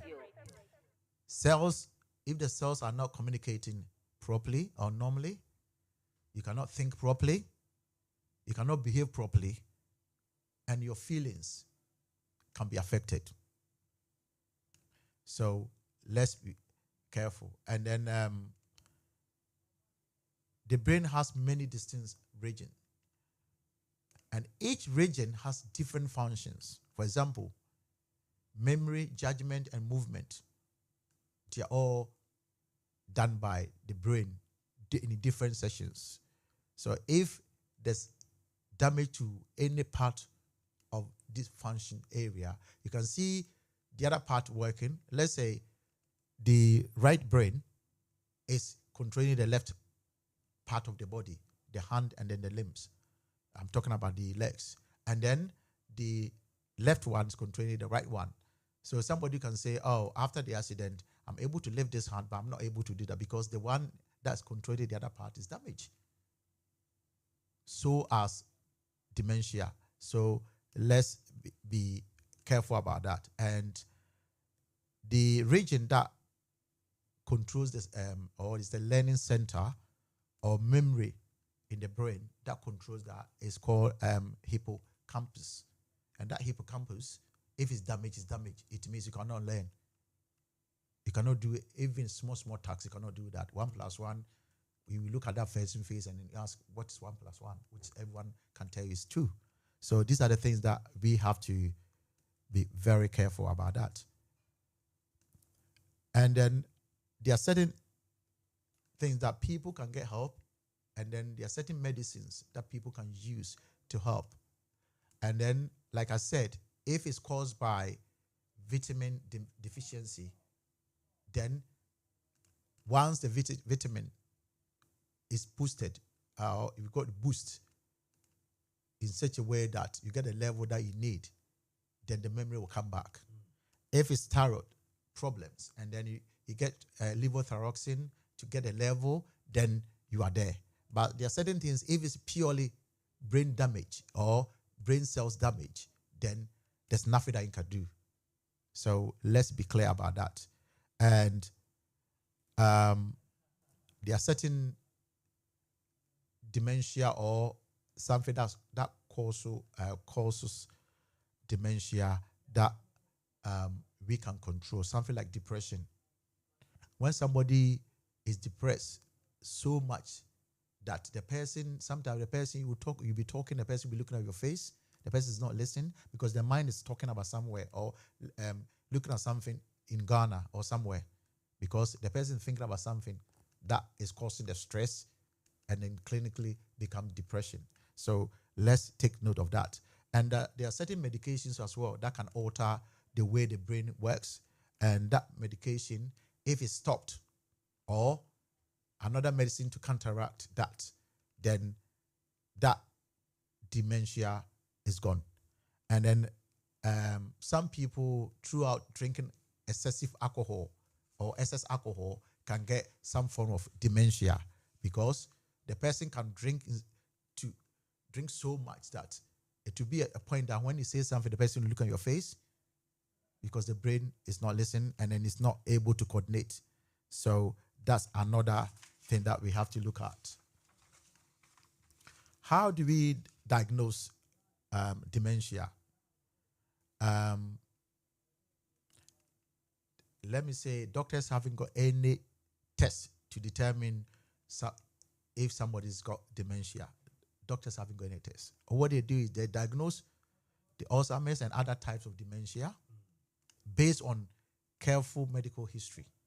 So you went to your doctor, the doctor has written something there, and the doctor will say, he told me that this, and then he said, doctor, he never gave me any medicine. Doctor was write it there. Doctor, my daughter asked me something, and he said 4 + 4. I couldn't answer. Doctor, write it there. So that is the beginning of assessing, and then physical examination as well, laboratory tests, and then there are certain characteristics that it will change your body or day-to-day function and behavior that people will tell, or your family members will say, that's what you are behaving, and that is your behavior. And then they will put into, and then say, if I piece this together, then they take the bottom of dementia. So that's how it's diagnosed. And I would say dementia is something that is very, very serious. It's something that someone who has got it, sometimes they become even very, very aggressive, because the person is trying to tell something, and then it looks as if the language is not coming. And because the speech is not coming out and the person is trying on, the person become aggressive, and if the person can even hit you or something like that. So let's be careful about people with dementia, but we need to care about them. We need to be polite and patient towards whatever they say to us. And then we need to understand how the brain works so that somebody with dementia is not going to be aggressive towards us. And then the person will feel that we are trying to help. And people with this dementia, they are looked after by neurologists, psychiatrists, and then psychologists, and people who look after old people or something like that. And anyone that can see this symptom, either yourself or someone that you can see all these symptoms, what you can say is you can get a person to call dementia help friends or help. It's 800-272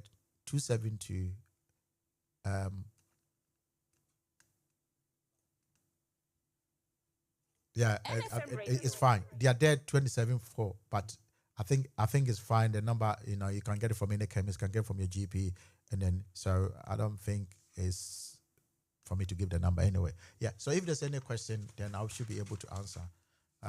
Is it very hard topic to talk about? I must be honest, because of the terminologies. It's a lot of scientific work. So what I've done is I've tried to remove all the scientific words and then make it for everyone to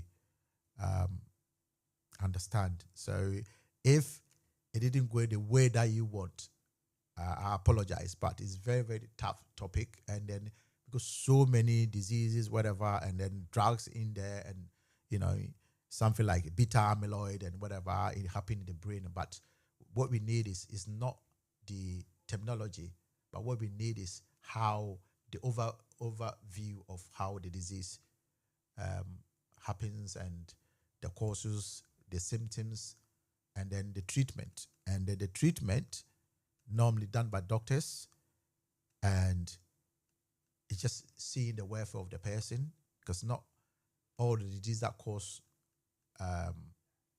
dementia are treatable.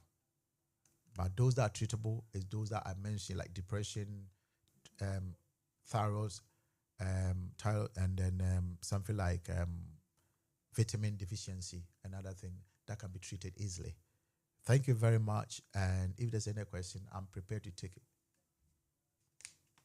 NFM Radio.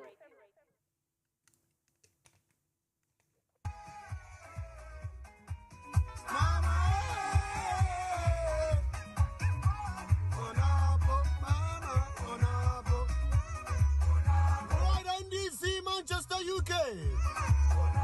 NDC UK Manchester. So on the 15th of July.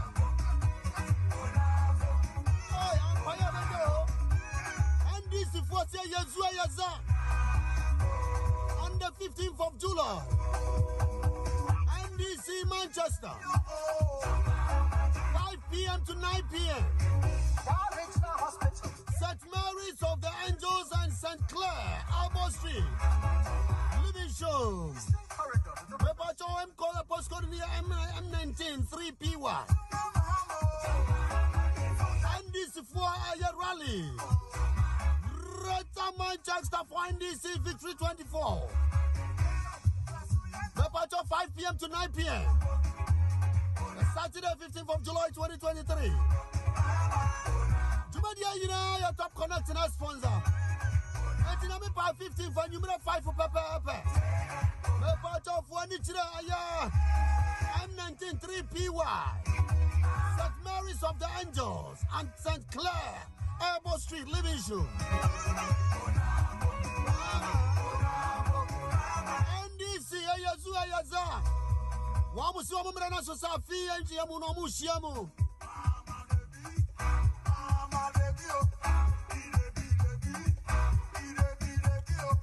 Greater Manchester for NDC 2023.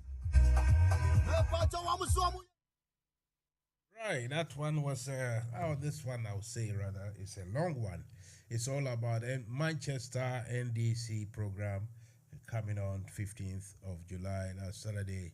And so if you are up and about and in those vicinity, those areas, as far as I know, some of you guys within the NDC fraternity feels that's where you are going. So have a safe journey, enjoy, and come back to tell the story. Anyway, this is NFM Radio program File Venue.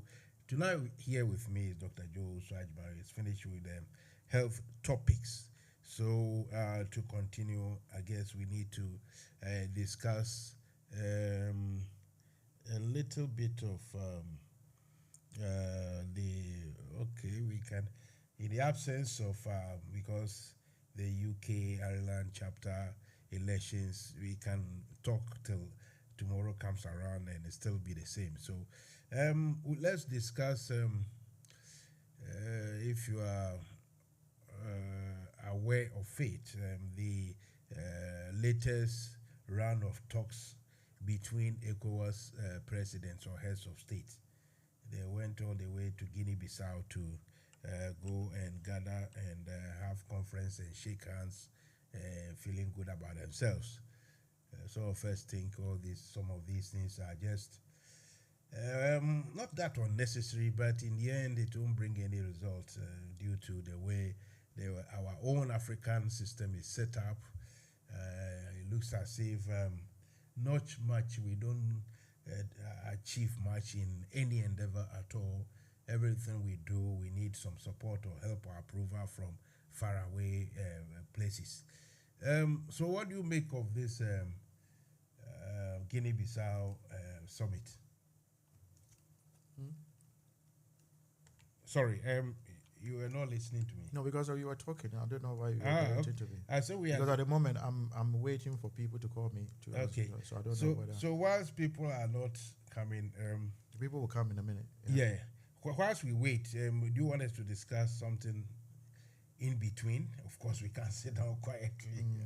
In between, what else can be of interest apart from Alain Tremantin first saying that he has no message? Now they say he has message, and apart from always King Edward,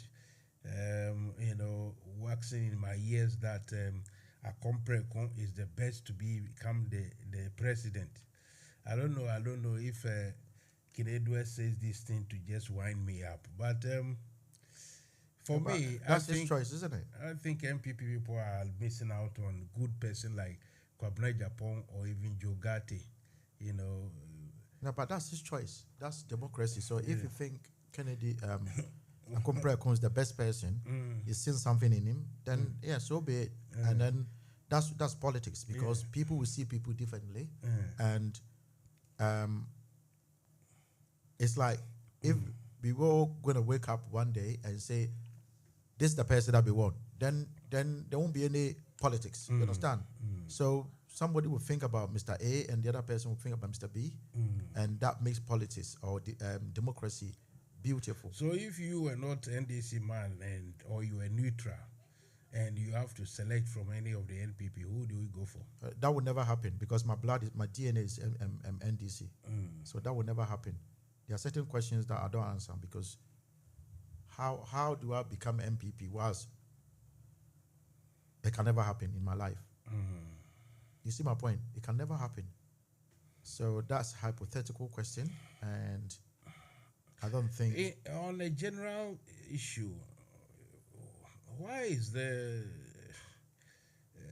very few women at the top in politics? Not only in Ghana, but Africa as a whole. Why do you think that is? Why? Yeah, I think at the moment, women are doing very well as compared to the olden days. I think Ursula said something, I remember about 2 years ago, he was saying that women in politics, people were seeing them differently, and people were giving all sort of names, which I can, it's unprintable. It's not something that can be printed, and I cannot mention that kind of name here. But Hustler said something and it touched me. I know he's on the opposing side, but in politics, the way I do my politics, if somebody says something that I think it needs something that it needs some form of consideration, then I have to look into it. And he said the men were doing something to scare women out of politics. And a friend of mine from Nigeria even said something that was even is more scary or scarier than what we are thinking here. He said that in Nigeria, about 10 years or 20 years ago, if a woman or whatever, even a man, if you want to stand, and then you got someone who's very rich, the person can send someone to come and tell you that just go and remove your name from the register. Don't go and if you want to become like a governor or somebody or a mayor or something, no, go and remove your name. Like that, you are dead. You understand? So there were so many things that people were doing to scare other people, and women are one of those people that were suffering.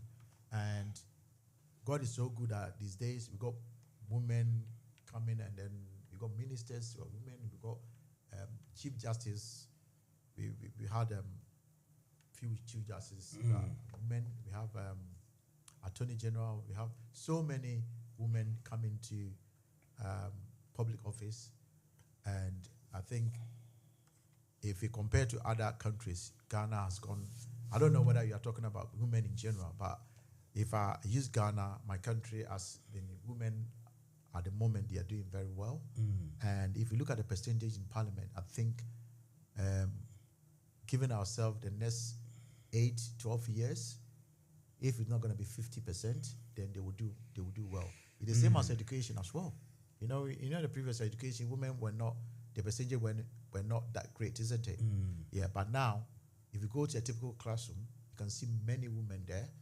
The men rather are not attending, and they want to drop out school and go and find money quickly. And the women, you don't see, how many women do you see them at say side going to under the pit? You understand? So we can only hope and pray that the system allow women to do better, and even better than what you're doing now. I still have the impression that everything looks like we are doing them a favor.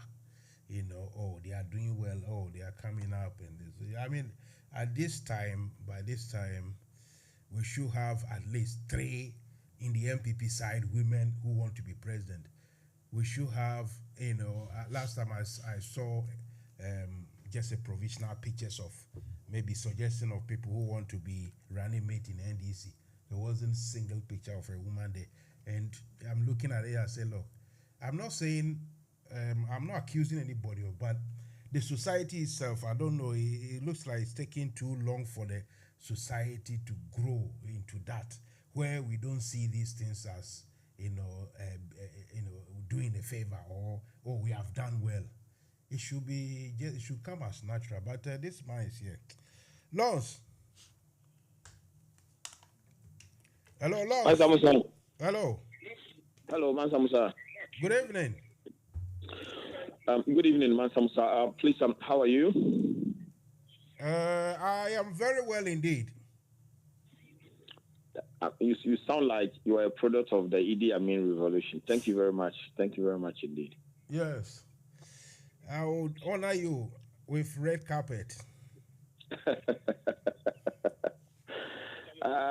Thank you, Mansa Musa. Let me say a very good evening to our cherished listeners. That includes yourself, that of your production team, and a very special good evening to my candidate, Dr. Joe Uswajman. And I'm really honored to be offered a platform to at least not to only speak on his behalf, but to also contribute to the happenings within our chapter and beyond. So, Mansa Musa, I am very much okay to be on your program this evening. And if you permit me to proceed on why I have called, obviously you were going to ask me to talk anyway, so I have taken the wind out of your mouth. Mansa Musa, you see, before I come to the issues about why my candidate shouldn't or unnecessarily get himself involved in this agenda called debate is that regarding why John Mahama has been silent on this whole business about LGBTQ or whatever that it is. I'm sorry, I might use words that might not be palatable on radio, but please kindly forgive me. I'll try as much as possible to hold back. It is never true. I have read, in fact, I've monitored some of these media spaces, and Dr. Okuboy, in his attempt to do reverse psychology, is saying that John Mahama is not gay. Meanwhile, we've had that lunatic who is part of their presidential aspirants, the man who had this brain hemorrhage and got treated in the United States. I've forgotten his name.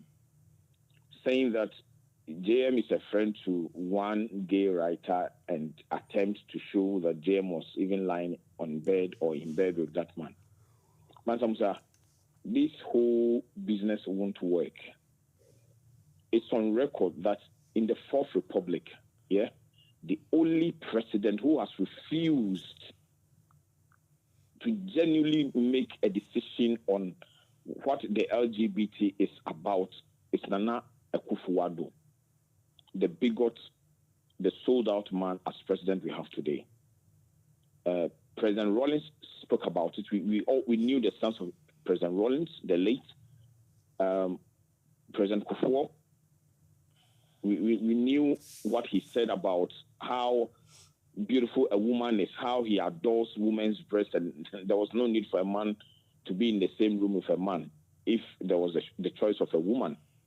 We knew how the late President Atta Mills actually spoke against it, including the fact that he even said to the then Prime Minister, David Cameron, how he spoke to him and said, you know what, hold your grants or whatever that you call it. In fact, it was even in the region of £3 million or something.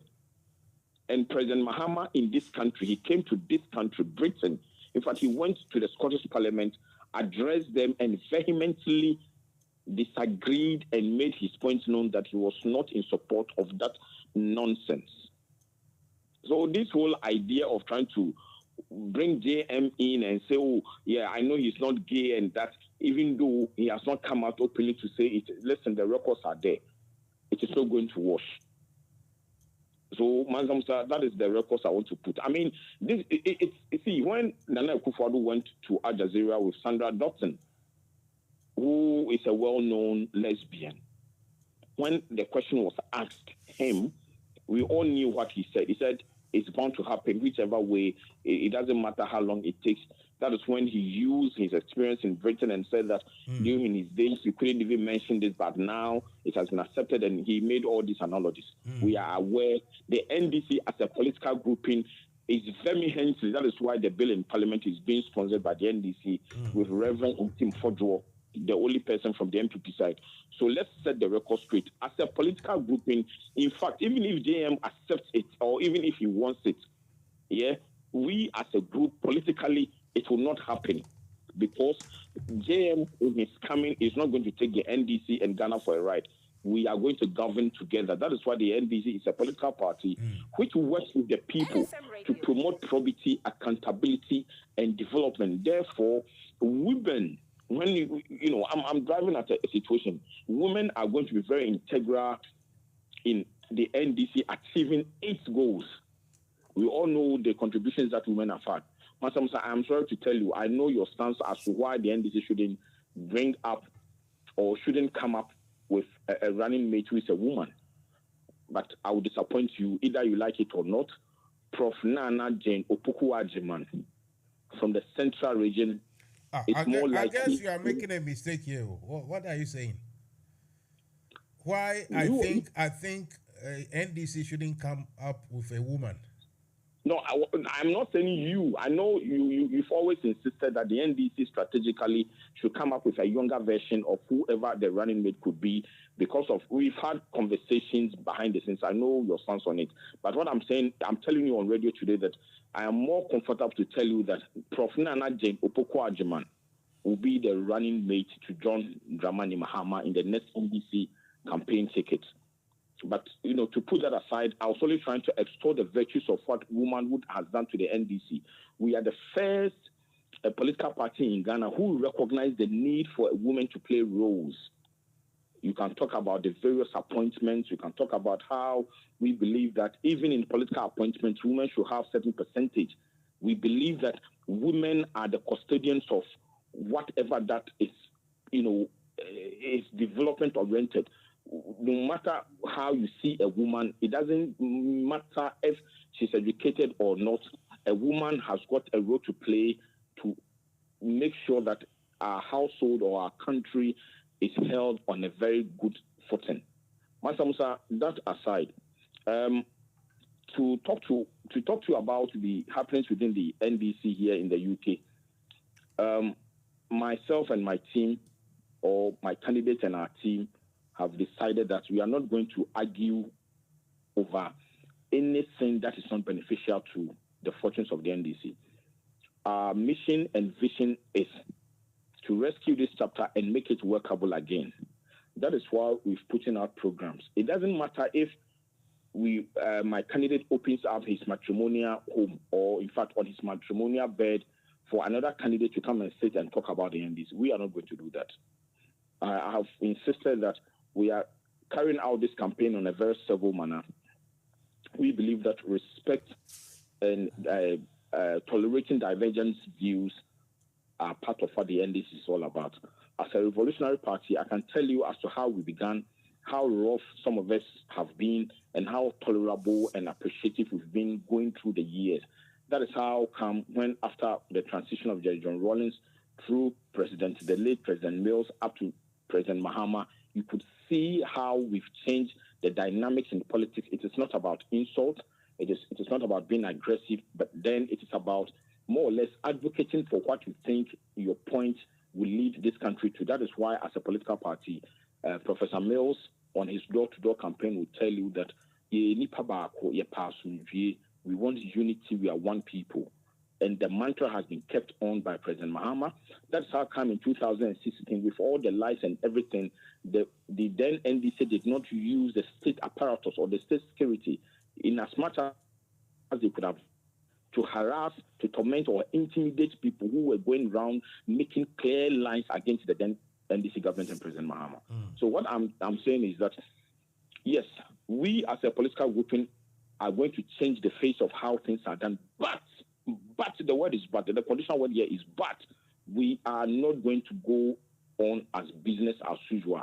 People will be held accountable. The sad aspect of it is that when you listen to the media narration or narrative these days, it's almost like whoever the corrupt MPP delegates elect automatically becomes the president of Ghana.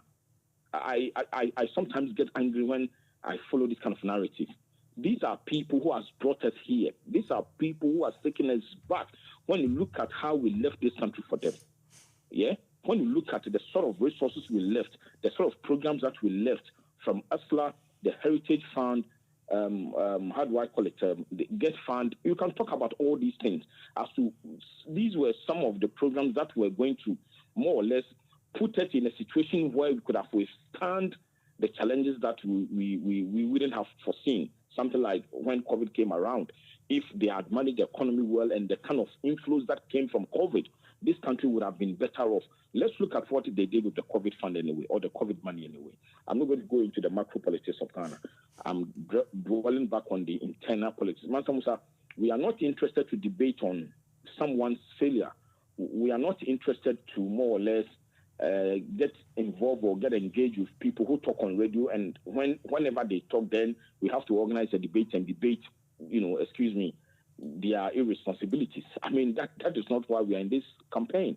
All that we have said from Team Joe is that we've come up with programs and policies which we believe that could, elevate this chapter, rescue our sinking image, and make us greater or better as we used to be.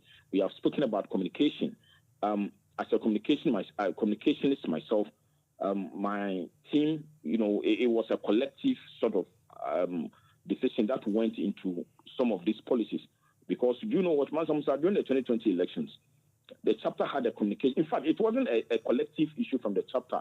It was certain key individuals who actually brought up that idea and proposed it. I was the treasurer. I knew at the time I was unemployed. I was home, but I was still contributing every month. That is how come we plan to. That's how come we were able to buy airtime from your station at the time, and we have our people coming there to propagate the policies of the NDC, right? And we said, no, dog, it cannot be like that. There have been situations where today people whom I found very, very incredible, they will call my candidate and say, dog, I'm stuck at a train station. I'm on my way to a program for the NDC, and I don't even have money to proceed on my journey. Could you please help me? Doctor, as good as he is, has done this so many times, individually and collectively to the party.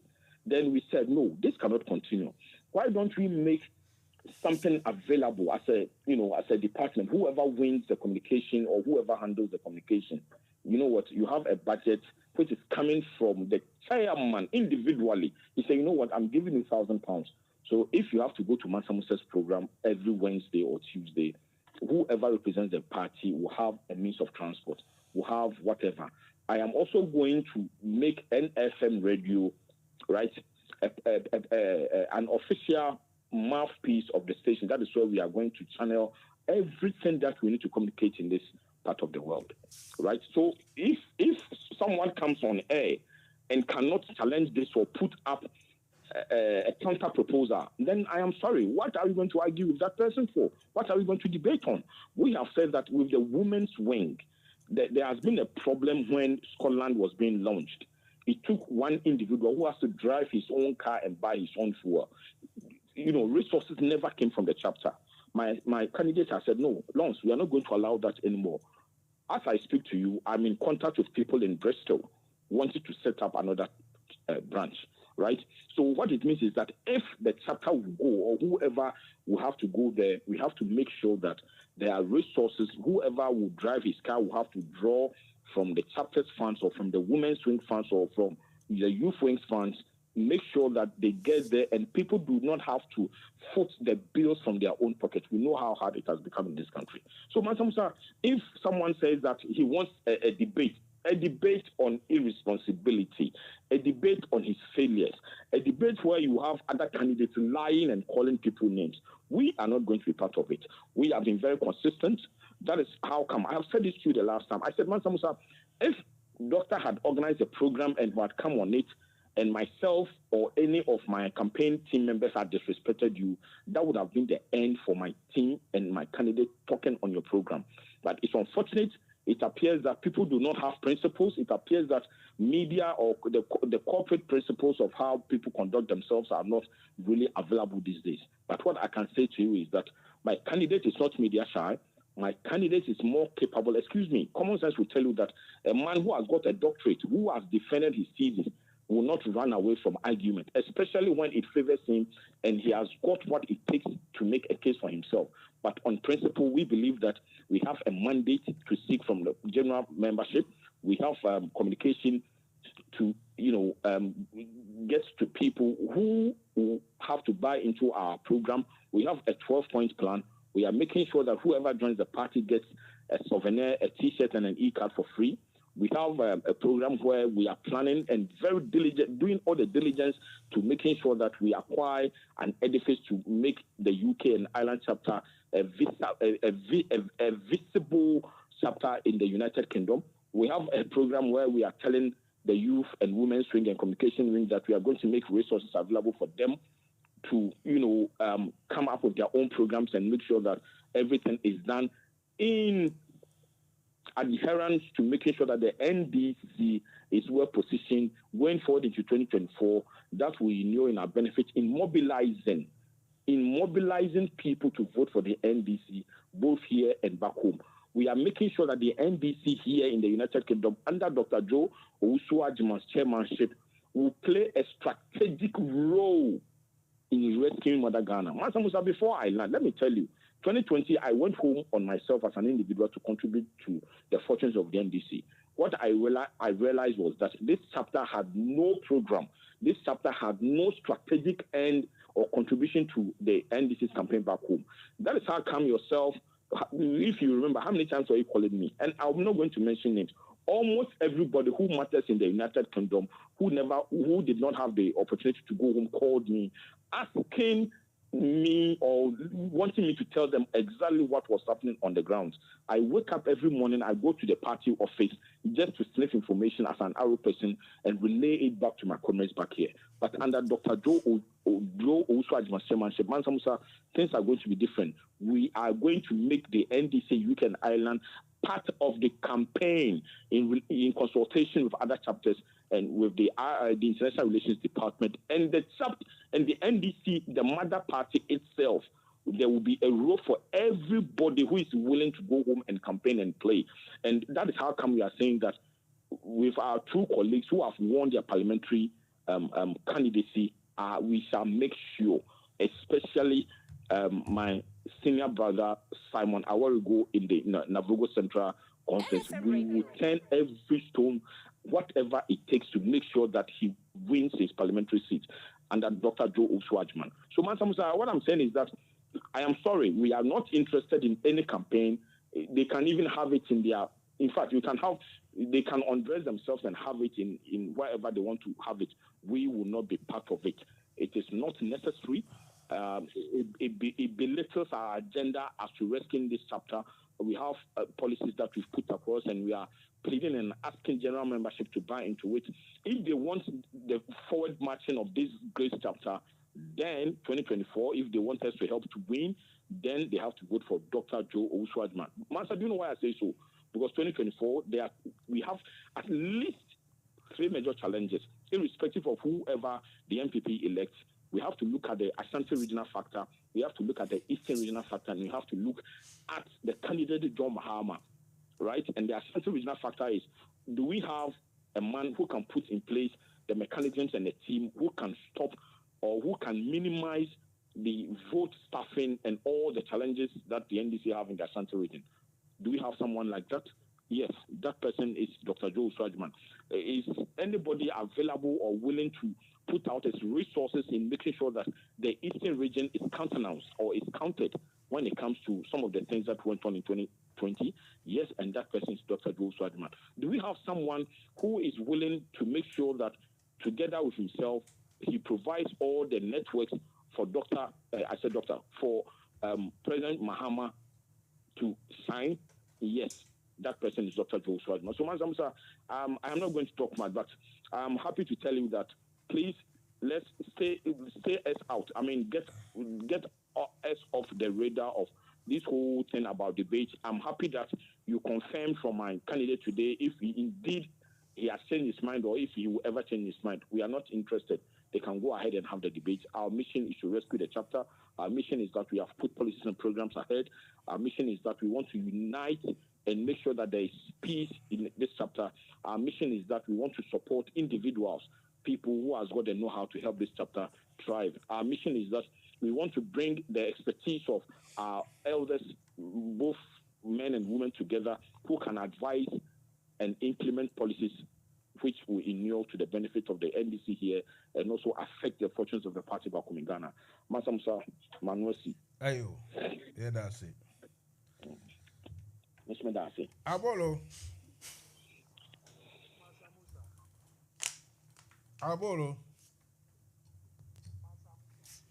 Abolo is talking to me alone because I haven't connected him. Abolo. Mansa Musa, Onwe. And now everybody can hear you. Right, Abolo, welcome. Thank you, my brother. Let's go. Like the name of that sandals is a Chaliwati. Mansa Musa, Medasi, me charity for. I can find a book baby say, Kapenyi Jari Ananka, Isuasa. But me could be manke bisua. And yenti, me charity for Nama, Chia, the incoming chairman of UK chapter, Dr. Joe Owusu-Agyemang. Nama bo campaign manager Alliance Abasu any team no. Mansa Musa ene na nka me yɛ sɛ mɛtie show na bet nsɛm a campaign manager ɛkeka yɛ no akenya me ɛna asa ahyɛ me di.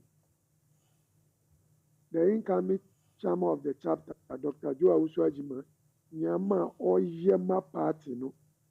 Mansa Musa, enye bibia nti na Accra for yedi yewaji campaign ni mu. Mansa Musa, mimi si abolo Ghana in communication, mimi maka asa can say, nika Greater Accra communication team no. Mina miye convener ma serial callers. Na Dr. Joe Awusu-Ajima ene so yasi. Enyo onu anka. Mansa Musa misi umba Ghana. Who call a NFM Radio so a defending party no. So many years near also yasi. Edi ye party nejuma. Ena mpanyinfo ene omo party ni mu. Omo da party na no. Omo ni nyama pa wo papa mu nti omo se abolo mbumbu papa. Na UK Arena chapter egu. Mansa Musa obedi one that year. Mansa Musa won't say I can say nyame na adom no obedi chama ema chapter na obe make sure say NFM Radio obeyi amanfo na omo ba abedi party no adase ama party na ya kono ama amanfo ede adwene. Mansa Musa ombedi chama ni yepo sesia unim say wa sati asan amanfo a ewo studio no eba o program so week ni mu nyinaa no mitieti afa amanfo de omo agye adwuma ni mu. Mansa Musa obia person kasta o NFM Radio obia person kasta ti de miti Dr. Joe Awusu-Ajima nyame na be hira no o kan ye se obema party no amanfo abedi party no wanda. Mansa Musa enro nyinaa amanfo ni party ufidie wesu edi sinu adase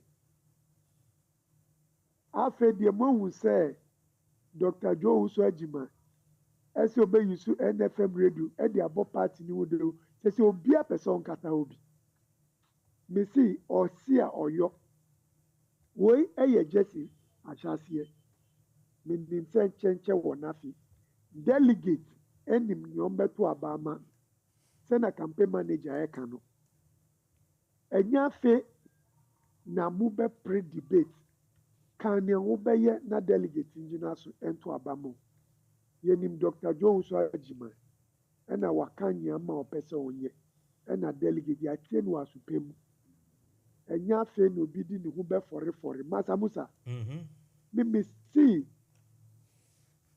last week what became say aden ena afe amanfo a Mansa Musa usi omo be kasa kro omo ka kire o se omo nkasa afe de omo kasa. Mansa Musa beete inye mi me delegate ni ba for shiki e UK Arena chapter mi pa anye fai ni no ko efenye shi mi Kenya keke bele she nye kaye wo papa Dr. Joe Awusu-Ajima be ko ne ho NDC meni ntawo egbe ni abasume kama Mansa Musa cha me po amesuma me ba yo ye NFM Radio no o papa eminem eje ko wi da na ye NFM Radio ewie NDC adase na ewie ake kanye fo shikian le ne ba hie party ehie eje me ya mo ipa e ba jie me na ya na ye NDC ayodase papa le nke esumo NDC eneke meni kenya yo ne nke Ghana bie wo pe ni wo yo ye NDC no as a serial caller say papa na hie wo mi je mene ni ewo wo he wale ni wo ya radio no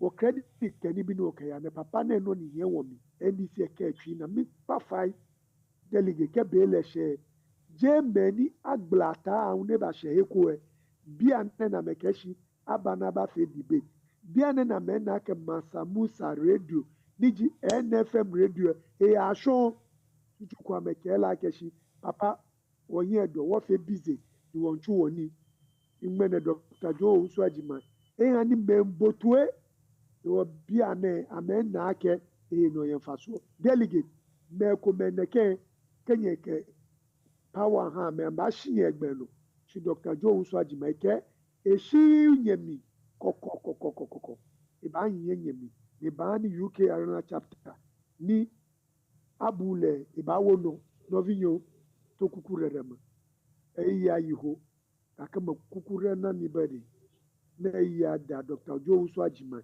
nonto mi pogbe si agbele NFM radio ji Mansa Musa pe program ji egba mi atoro fifi afi opobam Dr. Joe Uswajima ike obe NFM radio amomoro na to Mansa Musa pe program ameneni ro na to egba Dr. Joe Uswajima ewe bena NDC ava vivim le NFM radio ji ewe be delegate okata otorom enu nyo ikele ntuyama egba afi amobe nova debate no yi proper debate mi a delegate o mi nya be mi awa kodage itaro mi va na fia be shiagbe braragbe o ya oragbe va fona nu na mi nu nyo ole Dr. Joe Uswajima ma be mi aroto e mi adakoni no va no ngona mi benade NDC na ganya kpo awale mpe ya mpemi lafiya maga joga na Dr. Joe Uswajima pe chairmanship akpena mi be mi ogene nema Mansa Musa kata. Thank you very much indeed. You have said it all. Thank you and have a good evening. Now it's it's exactly 5 gone past 10. It's 5 past 9 in Ghana. So Dr. Joe Uswajima, give us the last wording, then we can wake up and go home. Mansa Musa, I have to thank everyone who made it to NFM listen Radio. to us and people who were watching us. I have to thank you for taking your time to come and listen to the good news, because the good news is not any other thing. Good news is towards the NDC as a party and towards our presidential candidate, President D. Mahama. And he's the only person who is the Messiah who can help Ghana get to where we want to be. So what I would say is, Ghana has got destiny, and the destiny that we have, we need people like President John Mahama that's got vision to take us, not people who got empty visions, people who talk and then make people happy, and then a day after, people start crying. That's not what people will give us hope. As well as coming back to our chapter, we want people who give you hope. People that even the person that hasn't become a chairman, the person showing the symptoms of being how grateful the party will be. And this is what we need for our chapter. The assurance and reassurance will give our people the need and taste what is yet to come. And that's what we stand for. That's what Team Joe Ajima stand for. That's what my chairmanship stand for. And then I stand that I don't stand to benefit being a chairman. I stand that we all work together, we all benefit together as a party to make our country what we want to be. And I say that the city was heated, but that's part of politics. And sometimes we have to talk the way that we want people to listen to us. And sometimes we have to let people know that we don't sit there quietly for people to put things on our presidential candidate anyhow, our party anyhow. We have to let them know that we love the party and we worship the party and we want Ghana to be what it wants to be. And it's only NDC that can take us to the promised land. So thank you very much. And Thursday evening, we will meet and then Jojo again. Good night.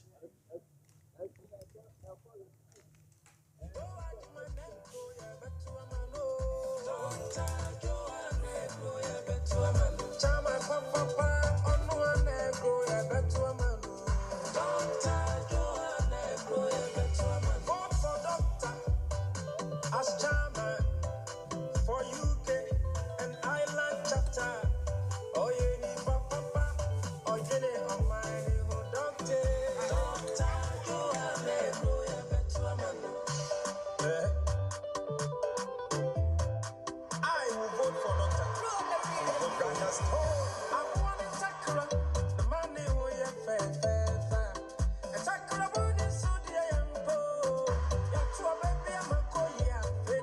Dr. Joe Ajimai, eh, one no one I want it Sakura, money we are fair. Sakura money so dear and to a baby, I want to so baby, to a papa. Dr. Joe Ajimai, on no one Dr. George must say, on no day of a say, and this equal, you can the island. Of diaspora, I crab a shanty, Montumanuel. Dr. Joanne, but they come over. I'm a mebu. Right, so there we are. Thank you all very much for tonight's program. Hopefully tomorrow, let me remind that tomorrow, that Amnesty International Country Director will come on this show to come and, have a discussion with us and enlighten us on the works of Amnesty International, what they do, what they mean, what they want. We like it or not, if, they are for any benefit to anybody. So don't miss tomorrow's program, Wednesday evening. Mansa Musa will be here on time, so try to also be here on time. What I can say for now is that have a great evening. Good night.